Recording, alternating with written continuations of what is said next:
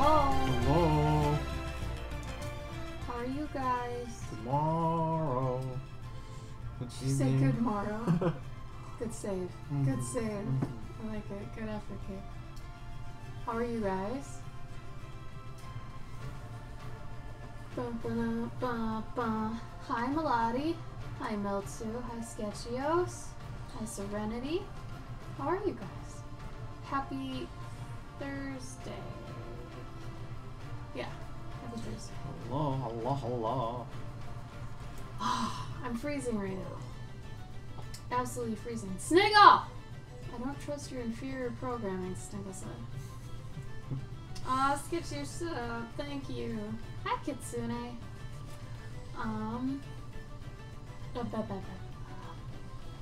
What are we doing today? Today, we are doing Pabkins sketch cards. It's my turn. So the theme is dynamic duos. Wait, is it dynamic duo or dynamic duos?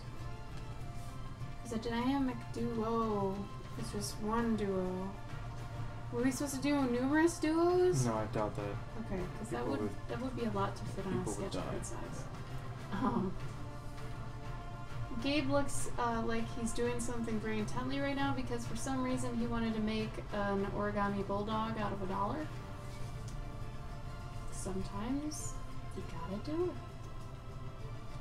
Did you really, Sniggle? Does that mean I could get a Sniggle sketch card? Really? That's awesome. If anybody else did the sketch cards and you want to share it, if you've posted it already, you can do it in the chat or obviously in the Discord, but yeah, that'd be neat. I'd like to see everybody's stuff.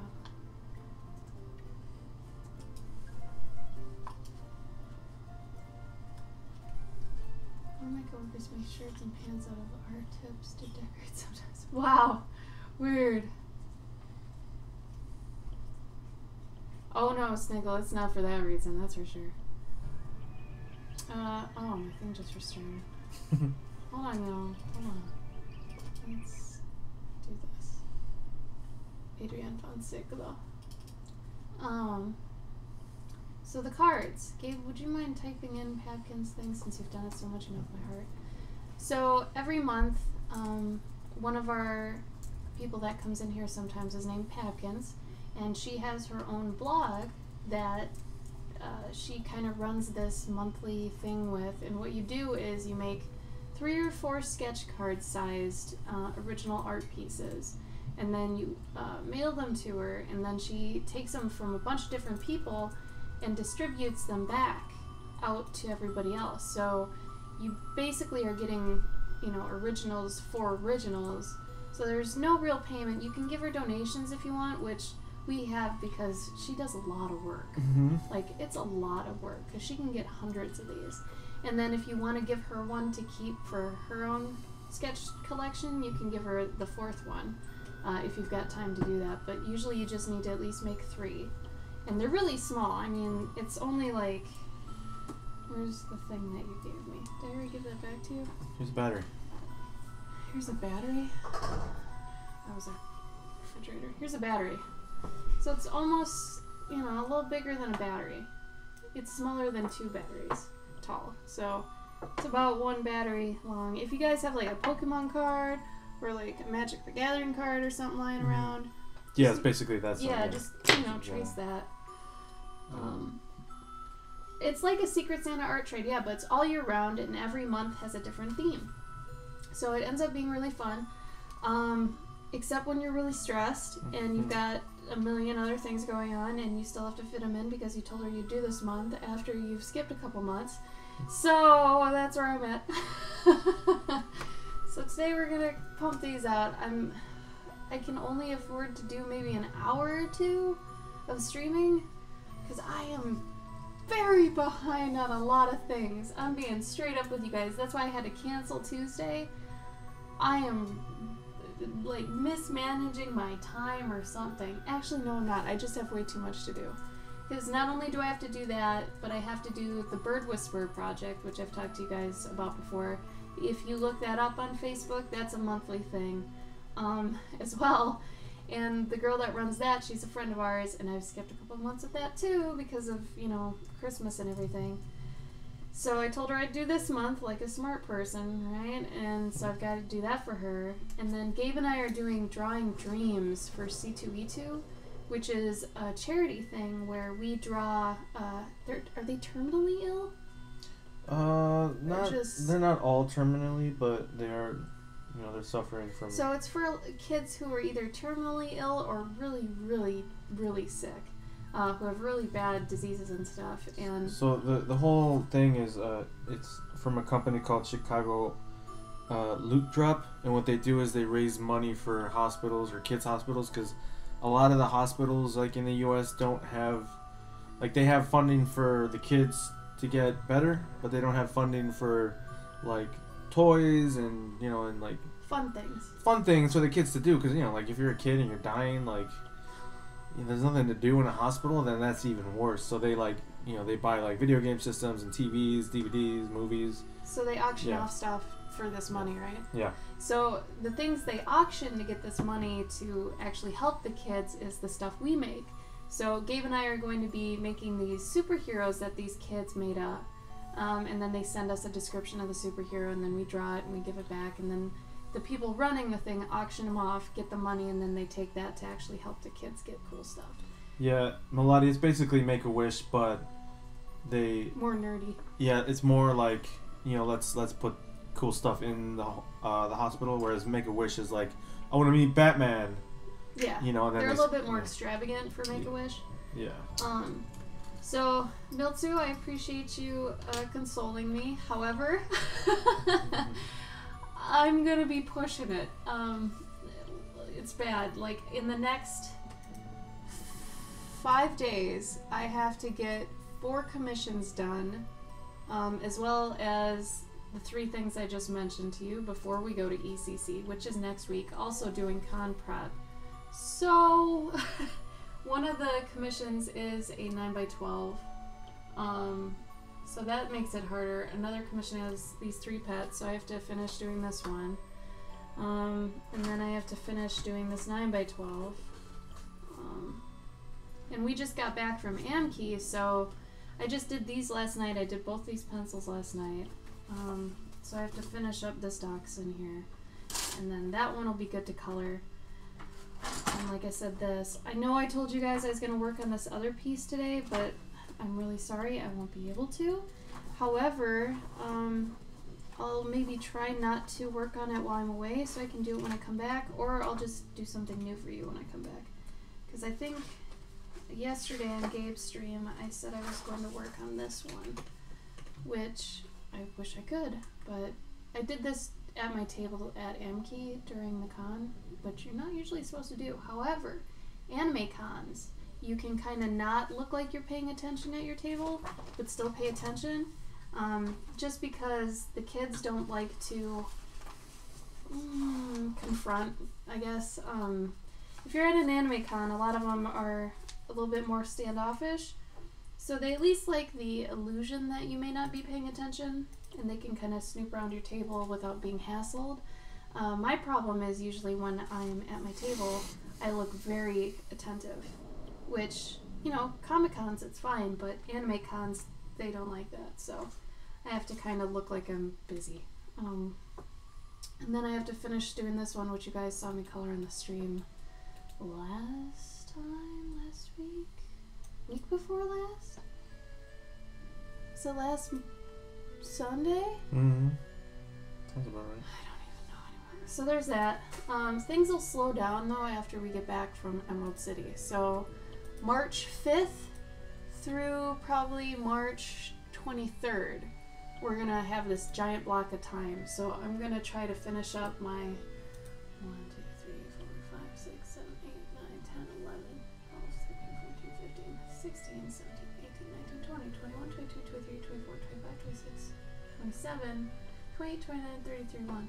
31 commissions as best I can, and I'm probably going to have a ton more when I get back from EC. I raised my prices because this is getting insane. I'm going insane. So I needed to raise my prices, which is a good thing and a bad thing. But you know, supply, demand, all that crap. Oh, thank you, Spongy. Let me catch up and chat real quick. I've been talking like a mad person. Oh no, cramps, Mage, I feel you. Sniggle, no, I did not finish that bulldog. I am not going to finish that bulldog. I need like a way crisper dollar. I think Gabe has sausage fingers too. No, it's fine. Like the folds aren't that bad. It's just, it's very, all the dollars we have are very, like, already sort of creased from just using and Sniggle shit. brings up a good point. If I die, will you go back to selling fan art?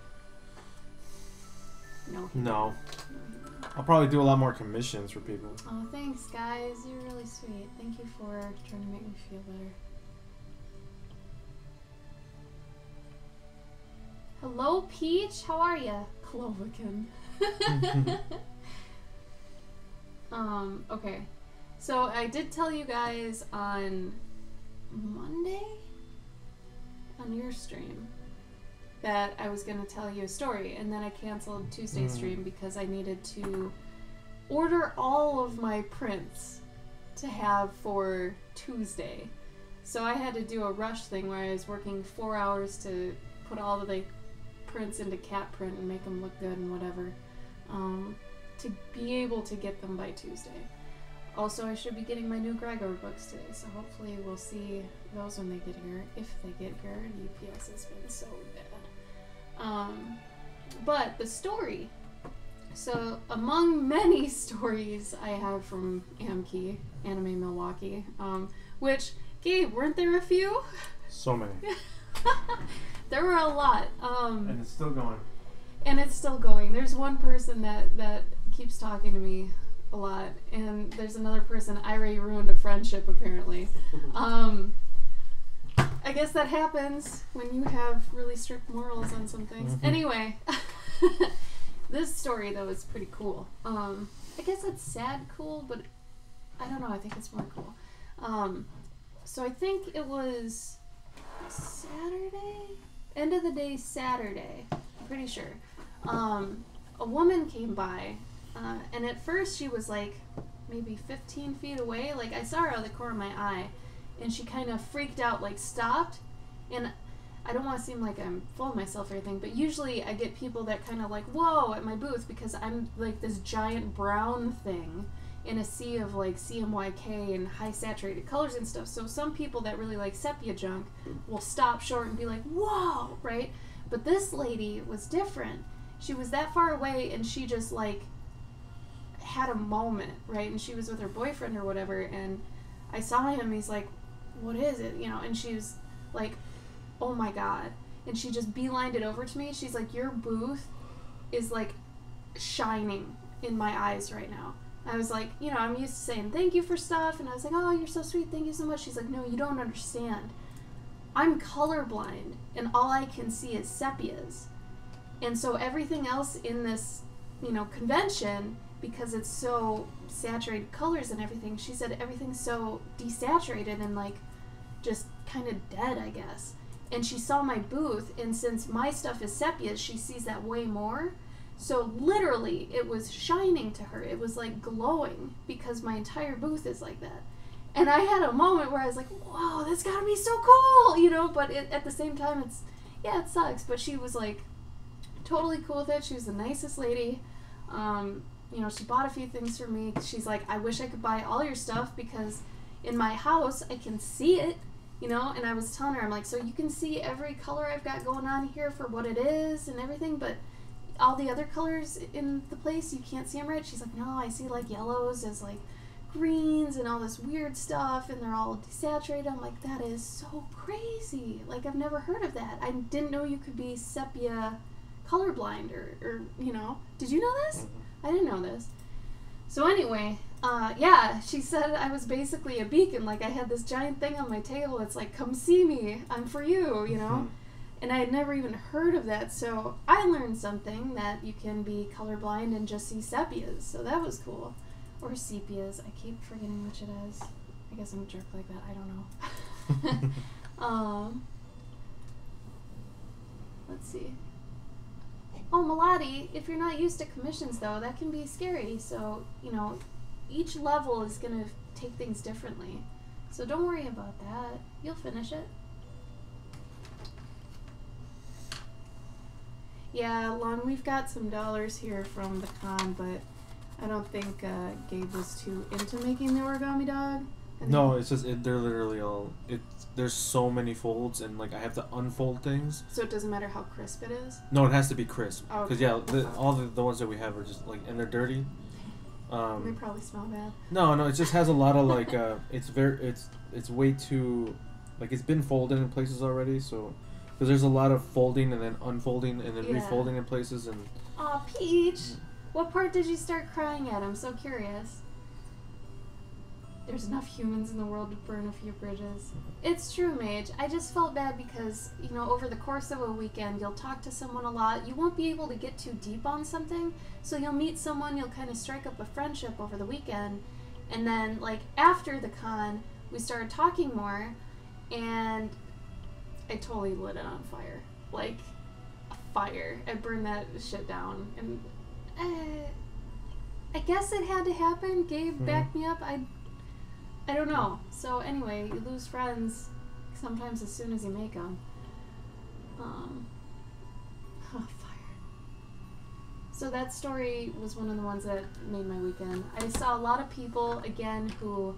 It's getting kind of cool / awkward now because I see a lot of the same people I've done commissions for. And this guy who I've seen at the past, like, 4 cons that are in the local area, he always wears the same fur hat. But he got a commission from me 2 years ago? I think so. 2 years ago at Amkey, and he ended up seeing me again, and then he was saying he was going to use it in his D&D campaign. I'm like, that's awesome, you know, let me know if you want other things, you know, supplemental things, like if you want me to make, you know, trinkets, items, books, whatever for your campaign, have them be in the all same style, right? But anyway, there was that story. There was another person that just came up to my booth all weekend and told me all the things that were happening, and his weekend was nuts. Like, I've never heard anything as crazy as his weekend. And then what else happened? I burned a bridge. I talked to someone a lot. There's the colorblind lady. There weren't as many furries this year. I saw maybe 2. I don't know. I saw one with a Tide Pod in its mouth. It was a stuffed Tide Pod. He saw that, and then I saw someone who's dressed as like a Lolita, but was themed out to be like a Tide Pod, and they called her Tide Chan or something, and she had like, her hair was the color, like the 3 color of the Tide Pod, and then she had one, she was standing all cute. It's like, I don't know if that's dark or what. If it's cute, I don't know. Anyway, I know there's a lot of other stuff I'm not thinking of. I don't know. If I think of it again, I'll try to bring it up. Yeah, colorblind stuff is kind of crazy. When I was in games, there was one game I did where it was kind of pastels, like all the color palette was pastels, and we kept getting complaints about people not being able to see certain parts of it, and I was like, okay, well, it's a bubble pushing game, you know, one of those like Bejeweled sort of things, but they're all just bubbles, they're all circles, right? So if you can't see the colors, you have no idea how to match them, right? So I ended up being like, well, shoot, let's just do something like Lucky Charms and put some symbols or some crap on them, so even if you can't see the colors, you can see the symbols. So I ended up putting in a colorblind mode that you had to turn on in the settings and everything, so they could actually put the shapes on, and it worked out. But it's funny because that kind of stuff just goes right over your head sometimes. It's true, Sniggle. Fan art did kill that friendship, and he had the worst arguments, and I was just not having it. But yeah, let the meme die already. So you guys see the same people in conventions and the same creators? We see a lot of the same artists. Most of the time it depends on where we are, because we'll see the same people at one con, like at Emerald City, where we're going soon. We'll see the same people we usually see there. And then if we go to like New York, we'll see the same people that are in that area, Awesome Con, all that. So, since It's a small world. Milwaukee is next to Chicago, we see a lot of the same people at Milwaukee and Chicago cons. So C2E2, ASEN, Con Delete, and Anime Milwaukee typically can have the same people. So we'll see them maybe 4 times a year if they go to all of them. And like when you get down to it, it is a small world, and there aren't that many people that exhibit, so especially at the smaller conventions, you'll get specific people that go to all of them, so you see them everywhere all the time, which can be a good thing but can also be a bad thing. Yeah. It gets kind of awkward because they'll look through your stuff and be like, oh, there's nothing new here. It's like, you saw me a month ago. Oh, know? Well, there's then that too. Then there's the customers who are like, Yeah, the customers. And then the customers, I was actually talking mainly, I think, about the customers without realizing it. So I see the same people, and, sometimes if they order a commission from me at one of the earlier cons, and then, 2 or 3 cons later, they'll be like, so how's it going? I'm like, I told you 2 or 3 months, give me some time.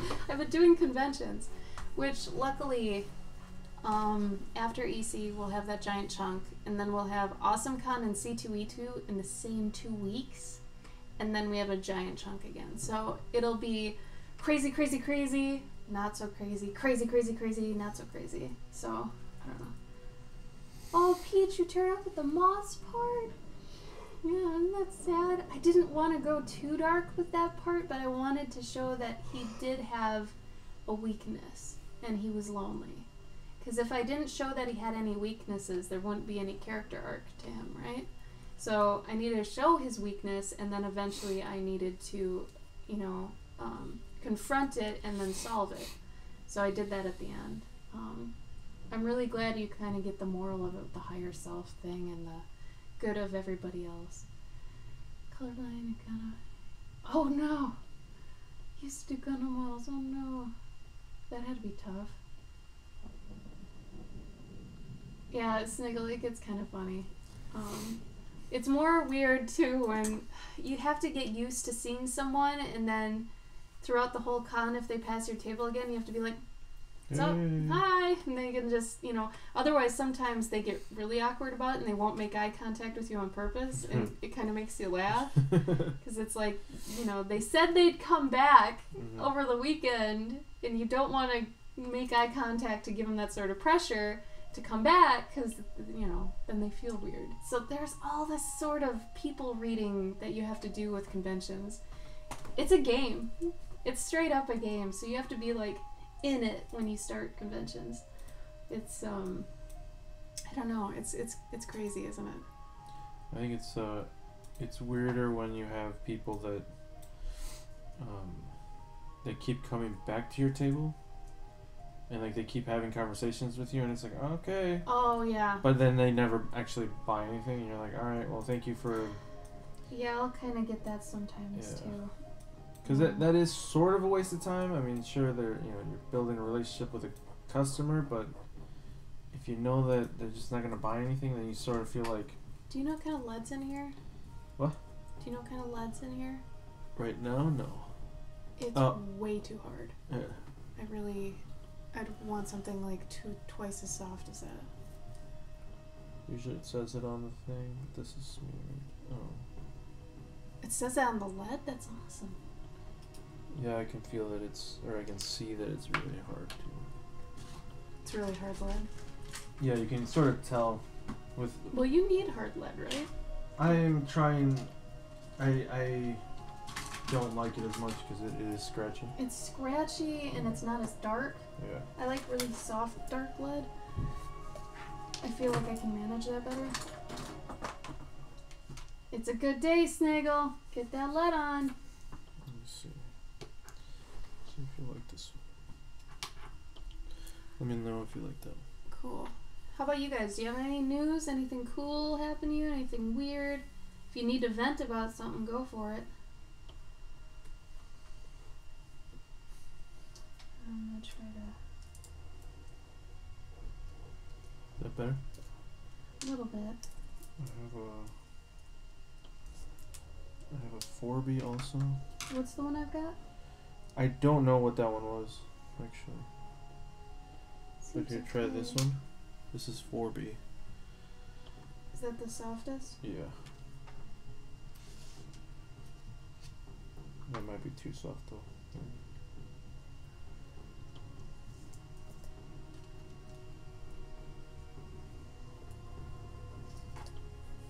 I kind of like that. You want this one back? Yep. Dark Souls 3. Hey, good job, Lung. Did you enjoy it all? No. Sniggle scanning his Drawtober. Good work. See, now this is the time that you guys can like redo those if you want to too. If you're not happy with one of your Drawtobers while you're scanning them in, put it to the side and make kind of a to-do pile and then redo them. You know, there's no, especially if you're making like a book, there's no reason you have to use the originals if you don't want to, as long as you still take a day to do it. You know, it's more like it was a thumbnail then, you know. Peach, you only made $2? The one you went to this weekend? The one that we were prepping for? Oh God. Was the audience not very much? Like, attendance, sorry. Attendance. Hey, Melody, good job. Got past writer's block. How'd you do it? Yep. How'd you do it? Good, Kitsune. Oh no. So attendance was down, Peach? You think that's why it didn't work? Oh, you drew the best hand of your life. Everyone give her a hand for drawing the best hand. I think you deserve a round of applause for that.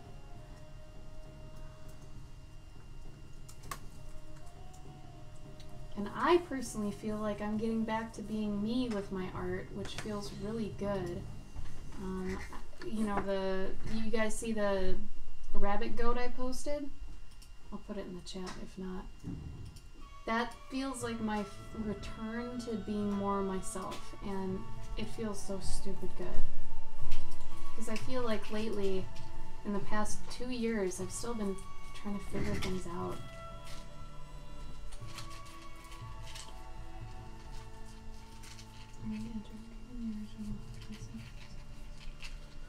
Okay, Sniggle, that's fair.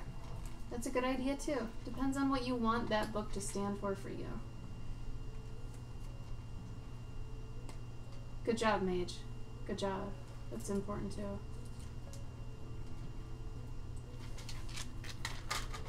Okay, so Peach, you've had your first instance of a demographic difference. Mm-hmm. So it sounds like your stuff might be too youthful for a lot of the people that were attending. So if that's the case, take note of it, recognize it as a loss. Usually I wouldn't do that convention or fair again. Like Gabe and I went to an art fair in Iowa last year, and I made probably $90 or something. Like, it was bad, and it was terribly hot outside. I'm not doing outside things either anymore because it was terrible. It bleached my tablecloth, man. That was crazy. That was nuts. Mm-hmm. Like, I was in the sun so long, it bleached my green tablecloth to be an orange.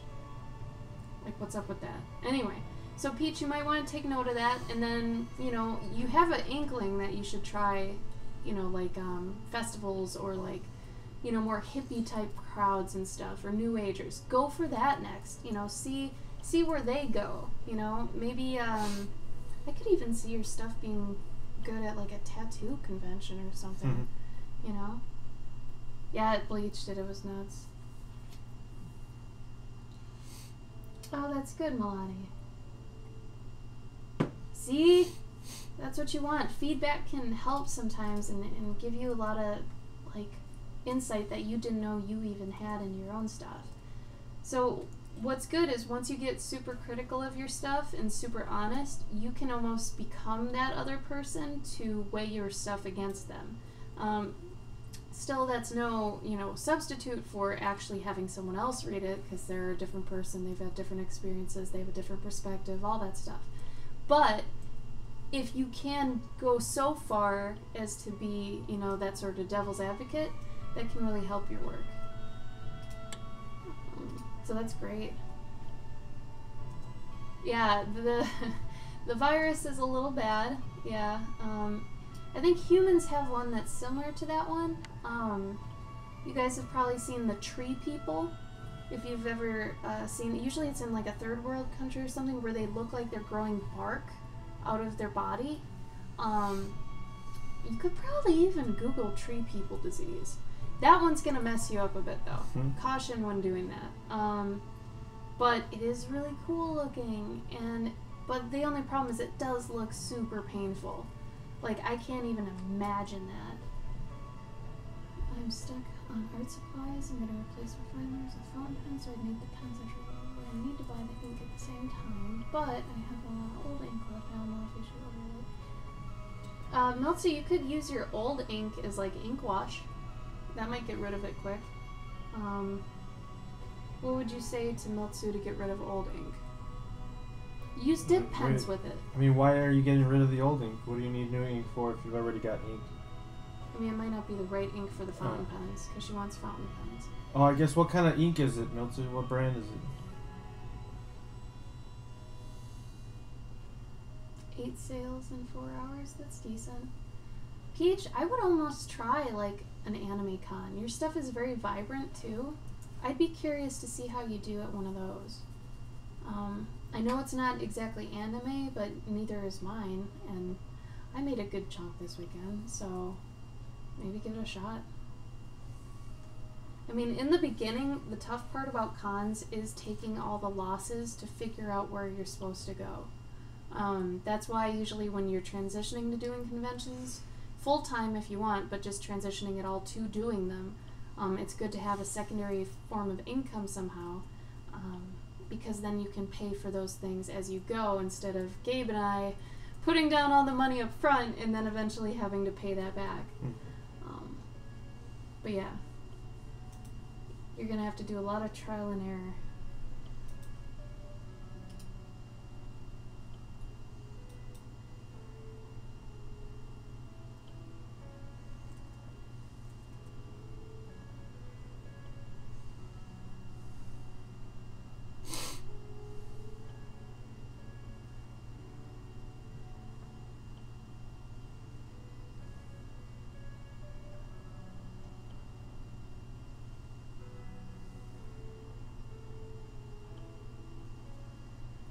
Liquitex ink? Oh no, I've never seen Liquitex ink. That's weird.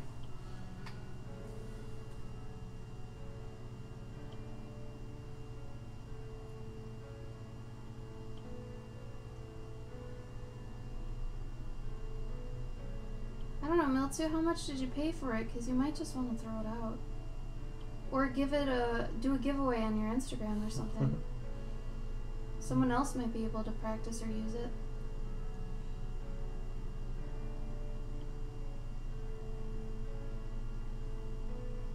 Sometimes you just have to cut your losses when something doesn't work. Yeah. Instead of forcing it into something. Yeah, or just leave it, just, let it sit around and, maybe you'll find a use for it later. Well, she said it's already old. Yeah. I think. I have to be careful because the morals of my full-time job and my values aligned with my job about 5 years ago. But I have an interesting awakening in a sense of going in that direction. They have a say in your personal life and affairs? That doesn't sound even legal. Peach, that doesn't sound legal. Yeah. They can't do that. Well, you work for, like... I'm not going to get into it, but... Well, hold on, though. I mean, if you're, let's say, an atheist, and you go work for a church, I would think that they would almost welcome that to potentially, I don't know, change you or something. Or, regardless, if you're a good worker, you're doing the job, but... Oh, it's a non-profit. Okay, so they don't have to do the whole, abide by there probably is laws. still some sort of, discriminatory yeah, that's a discrimination, religious-wise. But they it seems strange. could probably easily circumvent it by doing things that are shady anyways. Well, I mean, how would they know about them either? Like... About the shady things of how to do those? Well, like, yeah, if you go to a fair or something that's at, like, you know, whatever, I mean, how would they know? Oh. So, Peach, are you saying, like, you can't really, like, maybe you're not allowed to go to an anime con because of your work? Is that the... No. She's saying, like, she can't use tobacco and stuff, or she probably couldn't go to, like, a cannabis event, stuff like that. I mean, I don't care if you're, you know, religious or not. You shouldn't be having to change your personal life based on your job. You know, that doesn't seem right. I mean, that's going to hurt your art pretty bad if you're not going to be allowed to actually follow where your art takes you.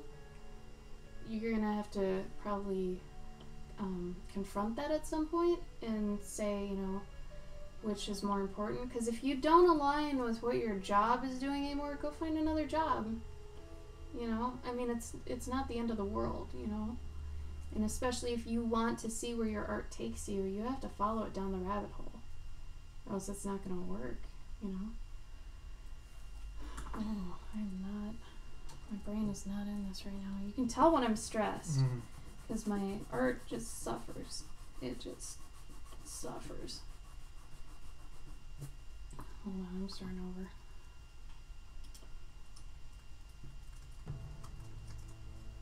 They forced us to sign a document stating we wouldn't participate.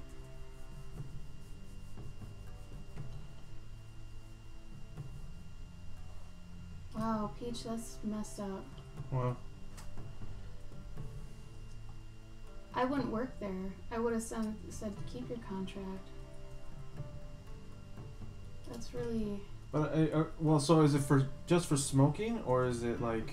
I mean, it's good, you know, to quit smoking, but, they shouldn't have a say in that. I'm wondering what other things would be... Considered? Yeah, considered, like... Well, she can't go to certain events either. That would promote anything you know, ungodly. Huh. And then I guess if it's... It's so weird, because... If it's to do, like, if your job has anything to do with public relations, or like if you are, like, to some effect a spokesman for the company, where, you know, you'd be seen in the public light, then they very much have the right to impose those rules on you as an employee, because then you are endangering their product.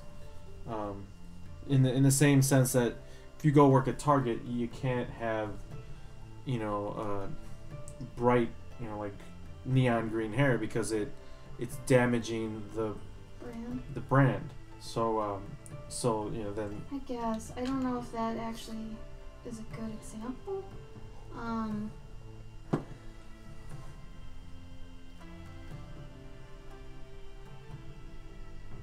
Well, here's the thing. I had a friend who worked in, she's atheist, but she got to work for, doing animation for a Christian company that did a lot of animations, cartoons, and stuff for kids, you know, featuring biblical figures and stuff. And they never once gave her any crap. She's there for like 5 years. She's a good worker.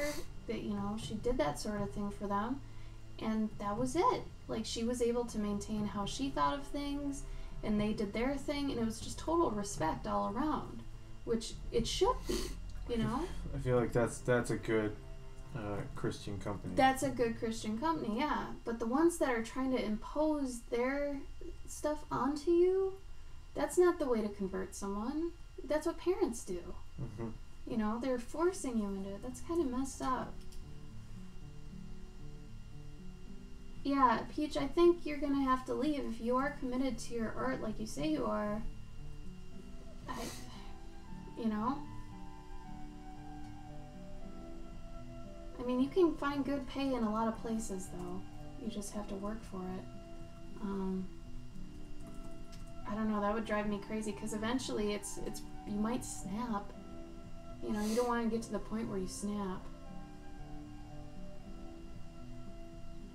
Authentic community sounds like Nazi standards. Like they want an Aryan type of thing going on. That's messed up. I'd be careful. They sound scary. Authentic community. Yeah, that's a scary term. I'd be afraid of that. What am I stressed about? Soggy, hi. Commissions. Honestly, it's just commissions. So I had to raise my prices because I'm getting too many, which is a good thing and a bad thing.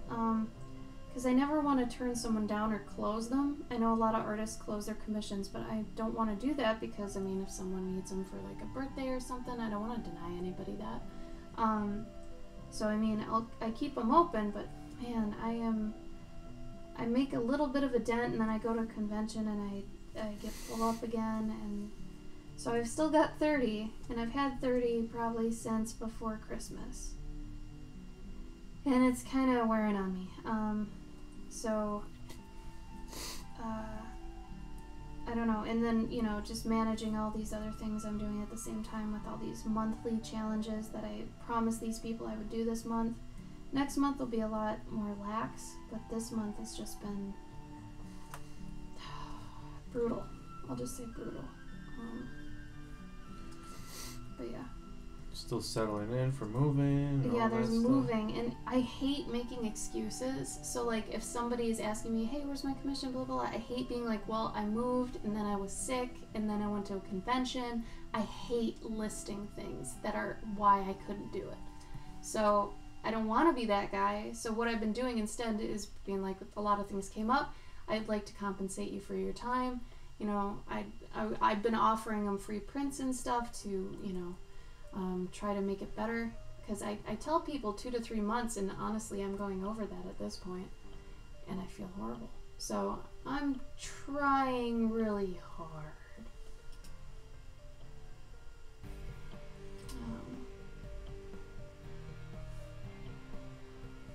I know, Soggy. I can't do it. I can't close them. Because it just, every time I've seen someone close commissions, it just looks like a jerk move. Instead, I just bump up the price. Because I just don't like making my art unobtainable, you know? Which I'm sure there's some business thing to that makes it like, oh, but it'll be so much more in demand and blah, blah, blah. It's like, that's fine, but I don't want to deny anybody anything, you know? And I don't know if that's more egotistical or what. I don't know. Anyway, so there's that. But yeah. Plus, Gabe's in a decent spot with his current job, so I can kind of pull up for a little bit, because I really need to make some progress on original stuff, like personal projects. Because I feel like I'm turning into that guy too much that's like, yeah, and I have all these stories and blah, blah, blah. I never wanted to be that person, so I'm not going to be, and I'm going to get them done, because I've said I made 4 books recently, and I've got all the stuff to do it. It's just I gotta do it, and I just haven't had time. The moving really did throw us off, I think. I don't think I'm easy enough on myself to realize that really did do it, and we're not even done unpacking, which is the thing. But, I mean, because also commissions are my full-time job, technically. So I can't just say, you know, if it were your full-time job or something, you can't just go into work and be like, yeah, I'm gonna not do this for like 3 months and then I'll be back. You can't do that, you know? I mean, unless you get maternity leave or some crap, but that's a whole different thing. But yeah, I don't know. I'll manage. It's just right now it's getting to me. Some days you got that. That's okay. It's part of being an artist, part of being your own boss. Sometimes you're going to screw up on your timing, even if you're as infallible as I think I am. I still fail, you know.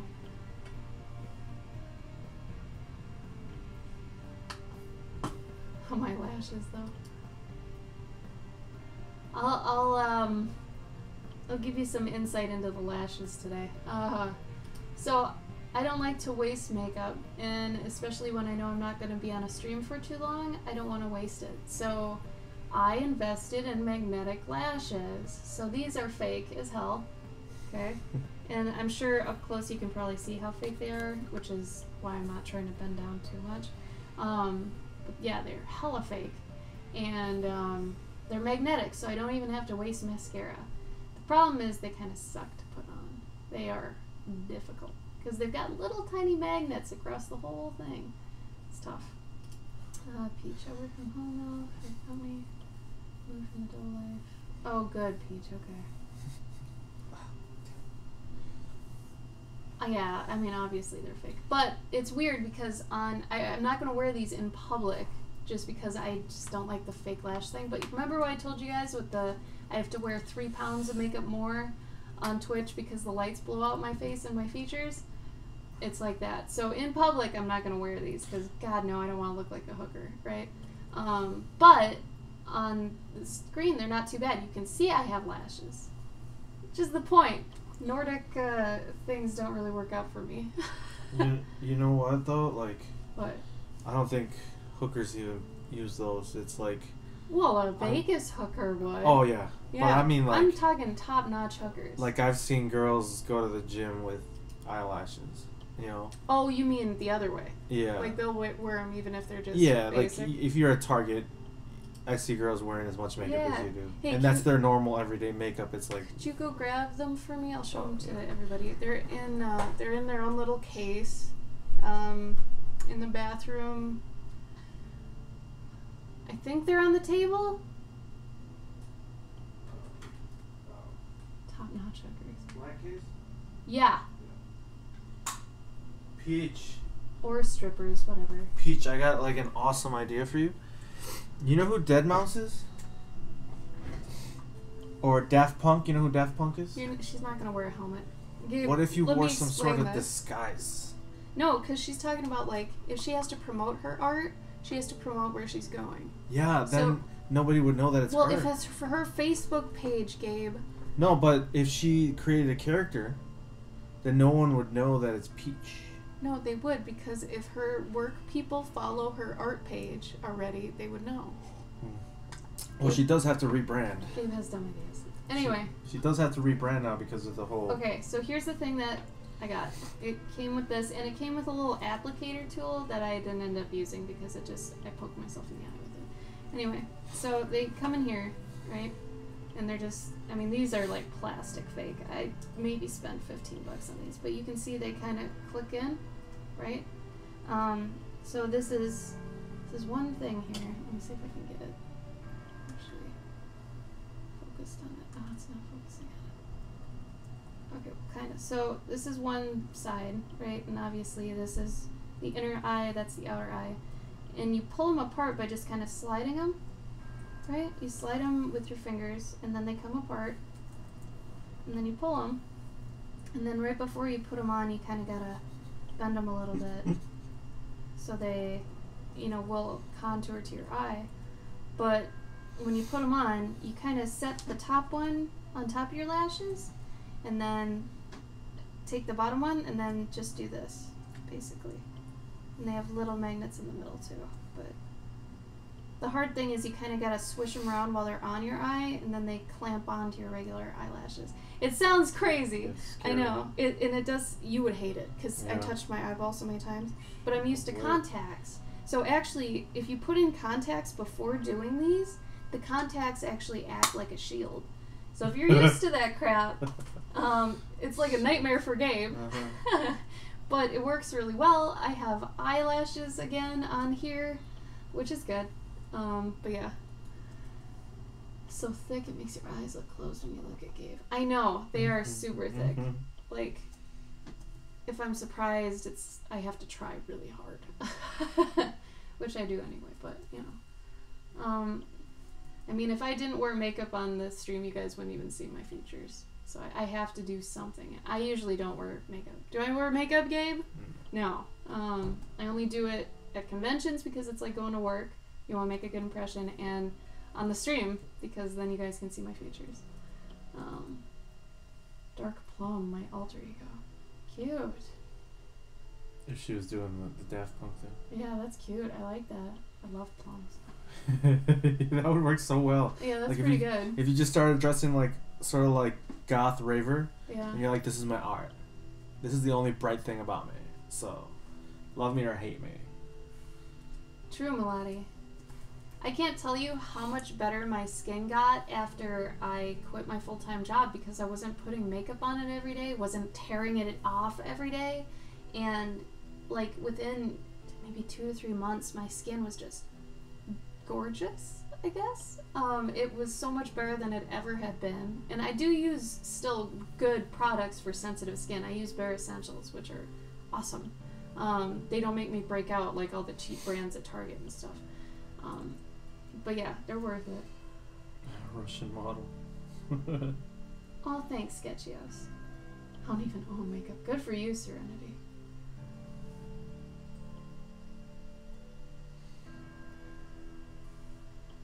Oh, that's crazy.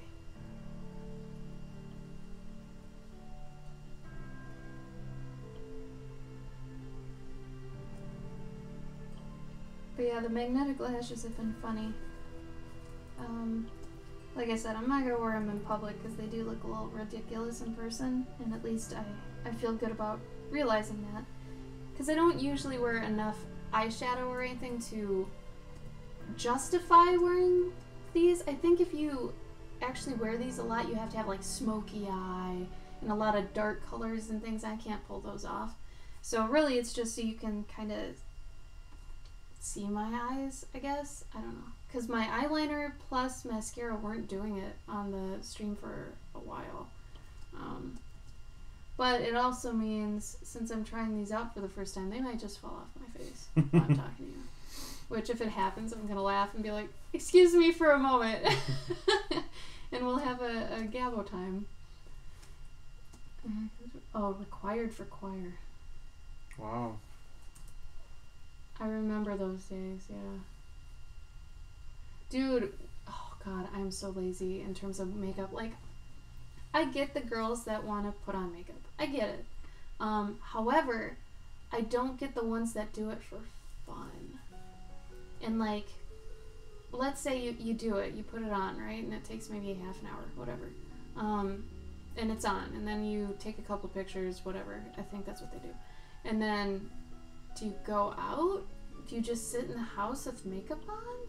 Like, if I don't get at least maybe 3 to 4 hours of use out of my makeup, I feel like I wasted it. So I don't know what people do. I don't get it. Anyway.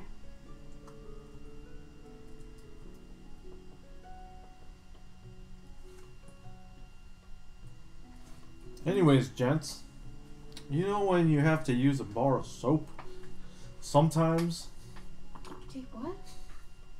Well, now I'm talking to the guys about guy things. Oh, yeah. So. Yeah, talk to him about guy You stuff. know, I like to lather up real good. Don't you ever use a loofah. It's a girly sang thing. at Disney twice. That's great. Oh, awesome. Oh, Peachcraft, I've got a number that's been following me since I was 13. And now it follows Gabe after I told him. It's crazy. I would give in to that. Yeah, I mean, it's all in how you perceive it, you know? I don't know, I feel like sometimes superstitions and stuff like that can be a good thing. They can also be a very bad thing, but depending on how, you know, you look at them and treat them, could be good. But yeah, I say go for it. What do you got to lose? $1? I don't know how much. I've never bought a lottery ticket, actually. Gabe, have you bought lottery tickets? Maybe like once. Did Leah buy them way more? Not really. She would get the scratchers. Can't you, like, not win very much with a scratch off? Sometimes you can win like $50 or something. You can win a lot, but usually no. But usually the chances of you actually winning something are a lot higher than doing lottery. Oh. Because you might win your ticket back, you might win a free ticket, you might win, you know, $20, whatever. Hello, Christy. Hello, Christy. Welcome. Welcome, welcome.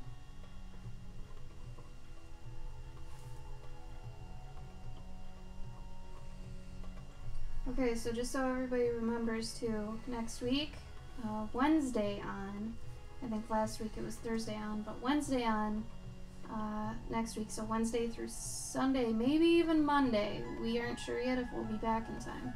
But we're not going to be streaming because we'll be at Emerald City. So if anybody's in Seattle, you want to come meet us, or like, I don't know, have a cup of coffee or some crap with us. I don't know, it'd be late coffee. Mm-hmm. And I'm probably going to be working while we're together. But come see us. We'll be there. And then the next one after that is going to be Awesome Con, so that's in Washington, D.C. So if anybody is around the D.C. area who wants to come see us, that's going to be March 30th through the 1st. So yeah, we've got, like, Gabe and I are probably going to make a 14-hour drive or whatever. It's just going to be me, Gabe, and Sean. I actually thought Tyler was going to be there for some reason, but I guess he's not. So me, Gabe, and Sean will be at Awesome Con. That'll be fun. That'll be fun. It will be. Oh, thank you, Christy. We'll be in Florida, Maladi, July 11th through the 15th, actually. This will be our first year doing SuperCon, which is in Fort Lauderdale. Fort Lauderdale. I really want to see a manatee, but I know it's not going to happen. I don't know how. Hey, yeah, we still gotta look at tickets for that, or fly down, or drive down. Isn't that a lot further than Awesome Con? Yeah, no, it would be a whole day drive, but so either fly or not. Well, we'd have to figure out gas versus plane tickets, I guess. And if we gotta rent a car. So I think Olivan House is going to SuperCon. Yeah. Aw, Kinetic Radio, thank you for the follow. Welcome. Hey, Kinetic, thank you. Fort Lauderdale is far away. My manatee obsession will be mine doing. Hey man, I got promised for my honeymoon from my ex-husband that I was gonna get to see manatees. He never took me. Instead, he had promised someday that one day we would go to Ireland, and we never did either. And then guess who took me to Ireland? That guy. So, anyway, I love manatees. Kinetic, if you're here, thank you for your pledge on Patreon. Oh, on Gabe's Patreon. Yeah, thank anybody here for whoever's donating to us on Patreon. Every dollar helps. Oh, I think it's coming off. I think it's happening. Right. I think it's happening. Birth. Okay. Gabe, do you want to fill in my spot real quick? I'll just hang out here. Why? You're in a tiny little thing. You can't draw it. How long are you gonna be? 2 seconds. Oh, then we can Maybe. wait. I don't know. I might go to the bathroom while I'm Oh, really?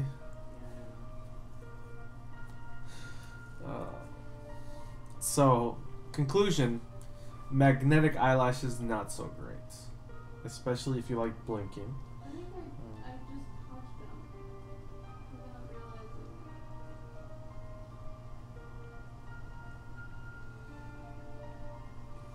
it. No, we're good. Oh, yeah. Same with lung. Thank you for your patronage. I got, right at the beginning of March, as soon as we get back from ECC, I'm going to get, all the orders are going to be out for the past 3 months, essentially. Okay. So everyone's going to be getting mad big packages. Let me explain something real quick about these. These are supposed to be worn with mascara, okay? Because the mascara will actually keep them on. Right now, my lashes have no mascara on them because that's the whole reason I got these. So they've been sliding off because there's nothing to adhere them to, okay? So in the future, I might put some like foundation or something grainy on them just so they stick, you know, but slide right off. Anyway. Damn, Fort Lauderdale is at the butt end of Florida. I didn't know that. Manatees are up to something. Yeah, they're gonna steal all the lettuce in the world. Guess who has 2 thumbs and took Ash to Ireland? I'm sorry. He does have 2 thumbs. Just throw him up. There you go. Well, thank you, Kinetic. So I'm doing, I should probably write Pabkins at the bottom here. Is it pabkins.com/blog? Okay. Yep. Blog. So if you guys want to know what I'm working on, it's for Pabkins. This thing, she has a monthly, like, art trade she does. And I'm going to do 3 of these, and the topic is dynamic duo. So, Gabe never promised Ireland, he even went with either anyways. It's true. And we went to England, which was a total bonus. Mm-hmm.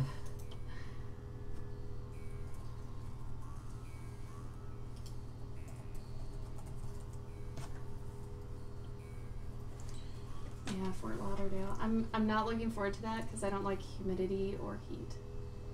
I mean, I don't know if I'll like it better or worse than Texas. I hated Texas. But yeah, we'll find out. Bodaltonis.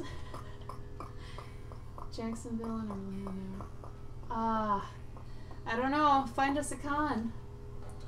Jacksonville, Orlando. Orlando's MegaCon.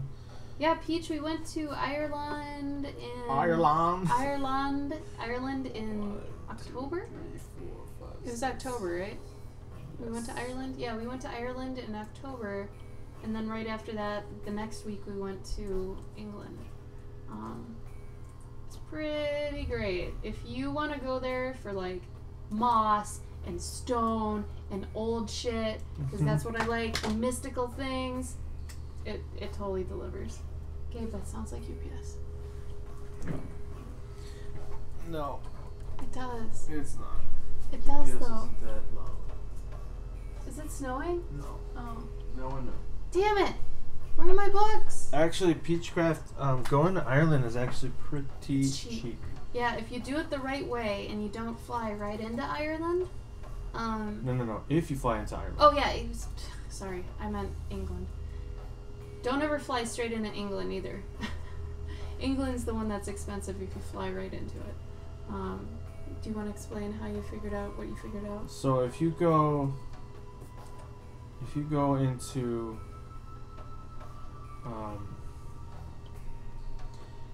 if you fly into, I can't think. If you fly into Dublin and then basically take a flight from Dublin to London, it's cheaper. Because when you're flying into London, it's like... But tell her how cheap going to Ireland is on its own. Oh, it was like $600, I think. But then that's also like... That was at a specific time. Like, I'm looking right now, and if I went March 8th to March 13th, that's like $800. But I feel like... I don't know why it's so expensive right now.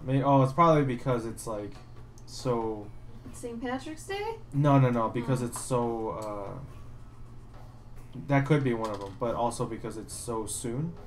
But otherwise, I mean, if I pick any other day, like on, like in April, like any day, it starts at like $660. So it's pretty damn inexpensive to get out there. And I don't know. It's worth going. Yeah. Kitsune said it's gonna be either hot as hell or cold as hell in Colorado in August. Oh, really? Well, we're going to Colorado Springs, so I don't know exactly where that is. Which weather in Colorado Killing all the things. Springs, August. When is St. Patrick's Day?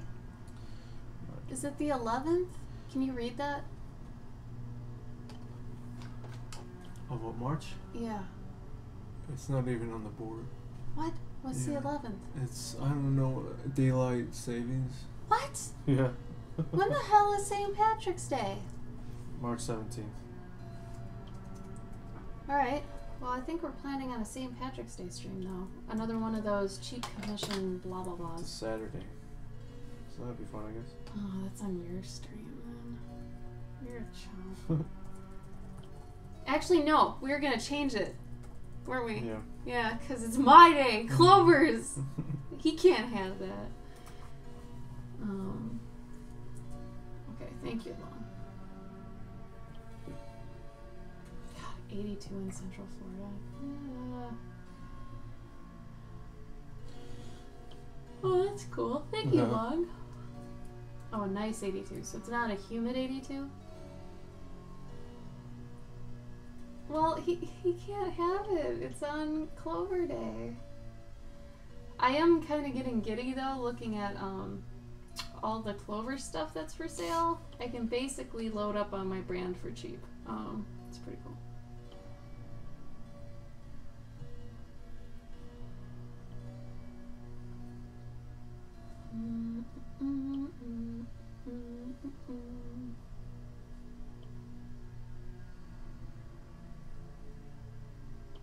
That's similar to Minnesota though in the spring, Kitsune. I totally understand. I think one week that I remember, I was jumping on a trampoline with a bunch of like a sprinkler or something one day, and then like 2 days later it snowed. It was like, I think it was in June. It was really weird. That was a long time ago. Yeah, I hate humidity. And just, Gabe and I can't do heat. And it's funny that Gabe can't because Gabe's Mexican. Mm-hmm. You'd think he'd have that crap in his blood. But I think that got bred out of you and you have more Chicago in you now. Yeah. Also living in a house that never had air conditioning. Oh yeah, fuck Yeah. that.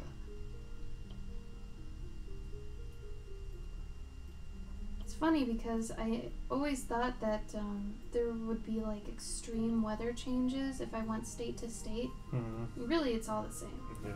Like Seattle feels very similar. It just feels like a different kind of day, than, somewhere around here. Like, it's not as crazy as I thought it'd be. I think the only exception is like Texas and California. Mm-hmm. They felt very extreme. Yeah. I think even when we went to California, it had times when it was really chilly. Oh, and you never felt. I don't think you felt that dry heat, have you? I have in Texas.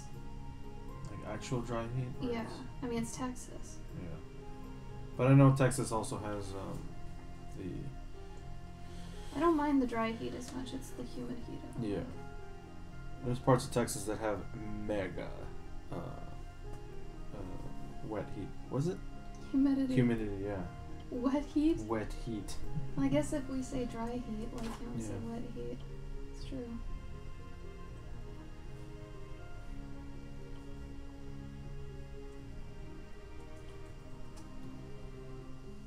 It's so moist here. Moist. Stay moist, 2018. Stay moist. I still want to make that pen. I don't know. I kind of feel like we'd be deviants, but I don't know. I don't see why. Well, you can't put it at your table. I sure as fuck can. No, it's gonna look like you're a creepy man. No. Telling chicks to stay moist gave us weird. No, I'm not gonna tell them to stay moist. They're The just pin gonna. will. It's Huh? creepy. No, the pin will be there, and then they'll be like, what is this about? And then I will say, me and my girlfriend made it. That's even worse. No, then they'll be like, oh, that's so cute. I don't know, man. What is it about? I was like, well, we have this problem. And then it turns into a whole story where, like, well, we got this problem where stay moist sounds, the word moist is kind of gross if you think about it. No, it's not. I always think of cake. Well, no, but then I'll be like, I think it's kind of gross because it's like stay moist, But then she always thinks of cake. I always think of cake. And so, I don't know. We just made this thing just to spread the idea that we're just talking about cake, not staying. Yeah. That's a terrible story, actually. It is. Never tell them that. But it's funny. No, it's not. It's No. not anything. It's a bad story. Either way. I think of Poetic. cake. Jeff Weber. Onomatopoetic. Actually, Jeff Weber. Jeff Weber! Hi, Jeff Weber. Where has John Miller been? Yeah, dude, what the hell? Someone find John Miller. Is he okay? Did he have a heart attack? Just like Jeff Weber here. We worry about you. Where you been, Jeff? How you doing? Where do you guys go to get your enamel pins made? Oh my god, there's so many places. And I don't even think the place that I went is the best place. The thing is, no matter where you go, the first time you order from them, it's going to be more expensive than any subsequent orders because they have to make the mold. Once they've made the mold and you order another round, it'll be cheaper because they've made the mold. So it sucks because wherever you go then, for that pin, you basically stay with them. Yeah. Unless you find a place that has enough of a price cut where even getting a new mold is cheaper. A lot of them too are super shady. Like we know some people who like they don't even have a website. Yeah, it's and you just email into the abyss and you get an email back. Like it's super like I don't even know. I wouldn't trust it. The place I go is stuckuppins.com. They act as a middleman for you, so there's no shady throwing it in the ether, but I think actually they make them themselves. I don't know. Understand. Either way, it's more expensive, but the people are really good. Not only that, they will pimp your work on their Instagram, which is nice. And they were so nice to me that one time when I needed a new batch of pins for a con, I emailed them. I'm like, hey, I just put in an order. I just want to make sure it's done in time for this. It's really important to me. And then they were like, oh yeah, we'll make sure it's to you. They sent it next day air. That's like $20 worth of shipping that I just got for free because I was concerned. So they're very consumer based, like customer service happy. Yeah. You get what I'm saying. Yeah. Like they're good to their customers. They're good to their customers, yeah. It's good. Oh yeah, Sniggle, that's got to be kind of expensive. Oh, Sniggle, you got a commission from John Miller? Philanthropy. I can see that. Also, I feel like whenever people are like philanthropist or he's good with philanthropy, you know, it's like that means you got a lot of damn money to give away to like places, and we all know that when you have a lot of money, the only way to dodge taxes is by giving your money away. Oh. But then you just get the money back anyways, because if you donate money, the government like melts his back. Yeah. What was I gonna say? So I don't have words I think are gross, but I have words that make me cringe. I hate it when people say mature instead of mature. I don't like when people say penile, or what's the other one? It's like penile colony. Yeah. Or mashed potatoes. Thanks for following me. Mashed potatoes. I love it. Welcome. Yeah, mature. There was one teacher I had, I think it was in 5th grade, who said all those words that effed up way. It's like penile. There's another one. It has to do with teenagers. Delinquents? No. Statutory? No. Statutory? You mean? No, I mean like Terry. Oh, she said it wrong? No, it was penile, mature. Harassment? Harassment. That's another one. It's like, just say the word right. I don't know. Behemoth? Who says that? Or Behemoth instead of Bahamut? You ever heard someone say that? I used to call him Bahamut. Hi, fish. Fish. I used to, in Final Fantasy VII, that was my first encounter with Bahamut? What is it?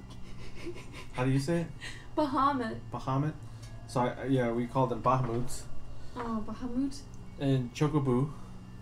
It's just one. Oh! I know, it's a Chocobo, but I don't know, I think there was a game where it was referred to as a Chocobo. You better not be thinking of a racist term. No. Okay. Or like Gabe says some stuff that's kind of funny. He says, almond instead of almond. Almond. He says, oh God, what's the other one?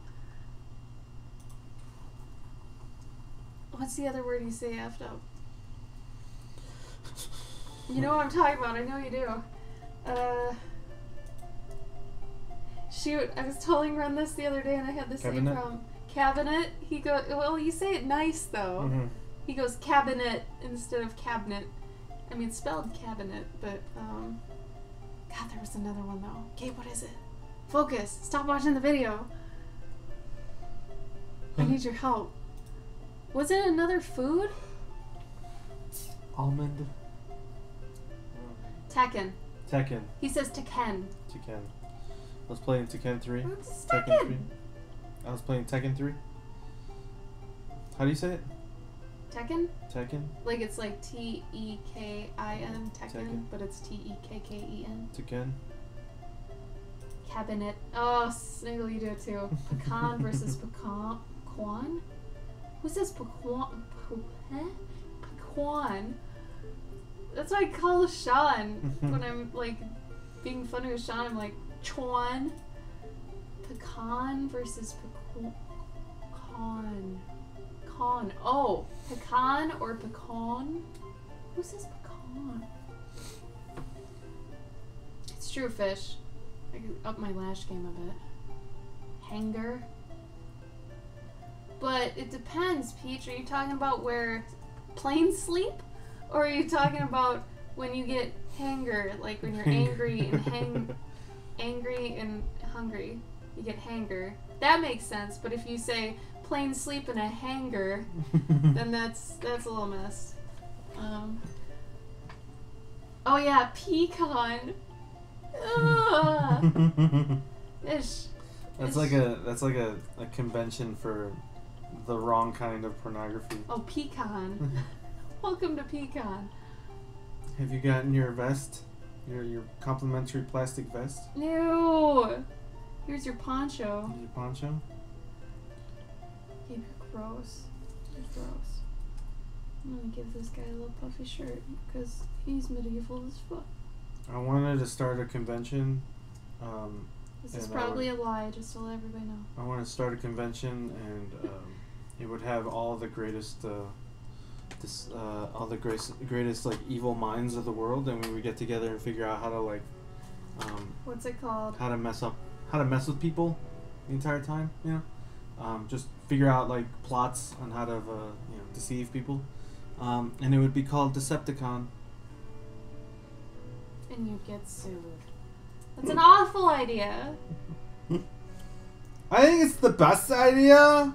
Oh, Kitsune, the caramel thing is still up for debate from what I understand. Mm-hmm. Or there's not, I thought caramel, like if you were going to put caramel on stuff, that's different than caramel.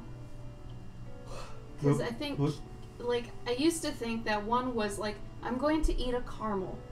Oh. And then I'm going to pour this caramel all over it. Like, I felt like one was liquid, one was the actual thing. Mm-hmm. Which makes sense to me. That does make sense.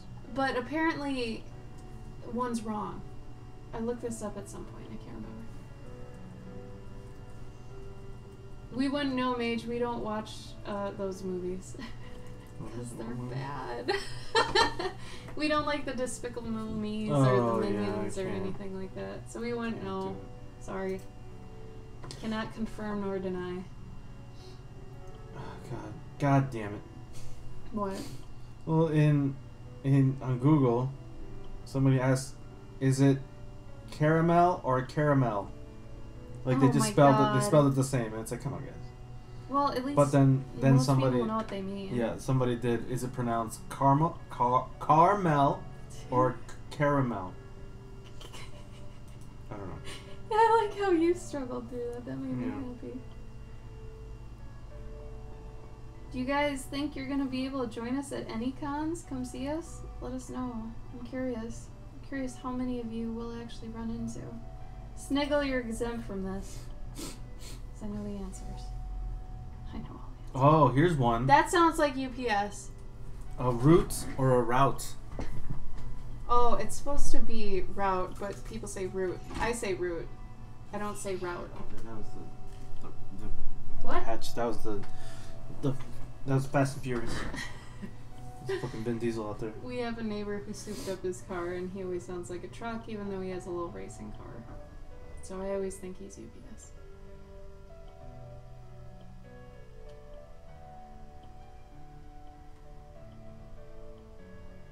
Oh, it's okay, Lon. Gen Con's up in there. I understand, Jeff. Alright, Sniggle, you can answer. Fine. That'd be fun, Kitsune. Out. I also say roof. I do not say roof.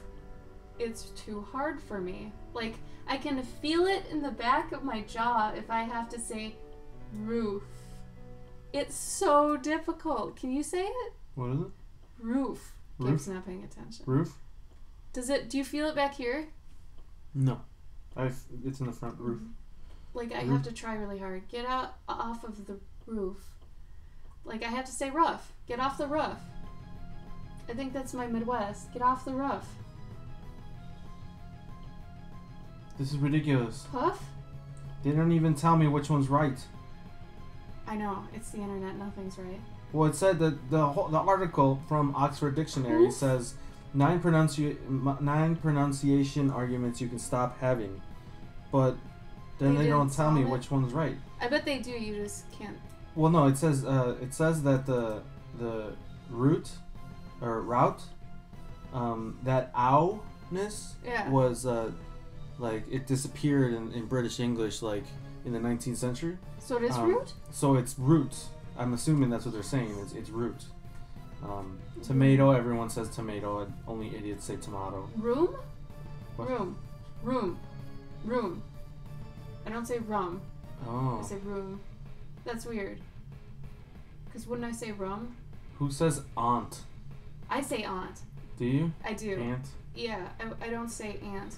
I say aunt. I think it's because I've got that where Minnesota. So you're supposed to say surprise. And so what, surprise? Surprise, yeah. But because we're lazy Americans, we drop off the R. That's the thing. So I don't have like a Minnesota accent. We have like this laziness where we just slur things together. It's kind of a drawl, but it's a Midwestern drawl. So like I say windmill instead of, or windmill, I usually say instead of windmill. I don't know why I do that. Windmill, I say roof. I say hut and put instead of hot and put. What about often? Often? Do you say often or often? Often. I don't. I often do that. I think I say. I need to do that more often. Often? Often. I think I say often. Often. I don't think I enunciate the T. Yeah. Connor, thank you for the host. Envelope or envelope? Envelope. Envelope's one of those ones where I think it sounds like douchey. Yeah. Mature. Envelope. Vase. You say vase? Get out. I don't even care. Here I say wash for wash and roint. Roint for ruined? What? Oh, here's another one. Crick or creek? Creek? Right? Some people say crick. I think Crick. that depends on, like, my mom, I think, said crick. I don't get it. Citadel? Or what's the difference there, fish? Kitsune, do you say mountains? Mountains? Do you do that, mountains? Mountains. Oh, wait, I think I do that. Schedule. I don't say mountains. I think I say mountains. I do say mountains! Oh, no! Oh, foyer or foyer? I don't say either. Foyer, Does anybody say French room? No, I heard that's a Chicago thing. It is. Frunch? That's terrible. French room. Instead of front room? Whoever made up brunch made up French. Right, yeah. They're too crazy about it. We have the front room, which is the French room. Right, Connor? Crick isn't a thing. I don't know, some people. My mom was from Ohio, and she said crick, so I don't know. Oh, another thing is, Sean, you guys can give him some crap about this. He loves it. Ask him to say tan. Tan. Because he doesn't say tan. Like, if I'm gonna go tan. He says, I'm gonna go tan. Like, tan. Like 10. 10. It's tan. And don't tan. I'm gonna go tan. It's like, oh no. Because he used to be a tattoo artist, and one of the things you're not supposed to do is, tan after you've gotten a tattoo. So he'd be like, and remember, don't tan after you, for 2 weeks. Oh yeah. And they'd be like, what? What'd you say, sir? What? Tan. Then he would say. Yeah, he has to say it in his announcer voice. He's like, tan. Tan. I was like, what? He's got like a super deep voice. Yeah, Sean's announcer voice is fantastic. He gets so deep. It's so weird. So deep. 2 beavers eating a log. This sounds horrible. Good job, Ashley. Top notch. God. I say weren't. Sean sounds like he looks like that. Weren't? See, that's the thing. Like, it's funny because, I get worried. I did it again. Ever since I moved here, up north, Wisconsin, I've been, like, embracing the ohs and a's and us and stuff, and it's been getting worse, and he keeps telling me it's cute. I hate it. I can't stand it when I do this. She's starting to get the, oh, bye, Jeff Weber. Bye, Jeff Weber. She's doing the, what was it? Oh, like? Don't you, God, the guys over here. They can't stop. She goes like, yeah, I start going up and down a lot. So if I was going to say, I'm going to go to the park with the guys, she would say, I'm going to go to the park with the guys? I'm gonna go. It's so weird because I grew up in Minnesota where everyone thinks we talk like that. We don't, okay? And then I moved to Wisconsin, which I almost caught myself saying Wisconsin, and all of a sudden I'm doing it. And it's weird because even for a while in Waukesha, I wasn't hearing it. And then I moved to Oshkosh. Oshkosh, maybe it's even the fucking word. Oshkosh. Anyway. And now I can't stop this transition to it. And it's... what the guys dare. Yeah, I can't. And then if I started making fun of it, it sticks. And I can't stop. And he thinks it's cute. I don't think it's cute. I think it's embarrassing as hell. But then sometimes his Mexican comes out. His inner Mexican. What was the one you... Particularly? Particular he'll do. What else do you do sometimes? It's usually if there's lots of syllables. He ends up saying it in Spanish, like phonetics. Huh? What's the one that my brother says all the time? Legitimately? Legitimately? Regularly? Regularly, I like to go to the park. See, no, you're doing like Mexican, no, I'm doing Wisconsin. Regularly, I like to go to the park. That's like a Wisconsin Mexican. That's crazy. Boys. If you noticed, every Wisconsin town has a name that completely fixes it. It's pretty true, but I think that's all because they're Native American based for the most part. Like or French. Waukesha. Yeah, Fond du Lac Oshkosh is, oh my god. So we drove by a lake, right? And Gabe pointed this out. It was Hold on. I'm just gonna link it to them so that they can see it. Okay, fine. Awesome. But Fond du Lac means bottom of the lake, right? That's what that one meant? Yeah. So that's French, and so is the name of this lake we're gonna show you. But then a lot of towns are very Native American, like Waukesha. I don't even know what Oshkosh is. Oconomowoc, yeah. Or I said it like that, but Tim told me it's Oconomowoc. Or no. Oconomowoc. Yes. One of the two. I don't know. And then there's Menominee, right? Yeah. Yeah. Hey, Bodie. Telling you, man. Hey, Bodie. Kenosha. That's one that I don't care who you are. If you say it, you're saying it in the accent. I mean, really. Like, Gabe, say Kenosha. Kenosha? Kenosha. Kenosha. Oh, here it goes. It's going off again. I just should have put something on to make it stick. Maybe I can just fix it on the stream. Did that work? Oh, I felt it snap. No. Yeah, that's not on. Kissing me. That's so cute, though.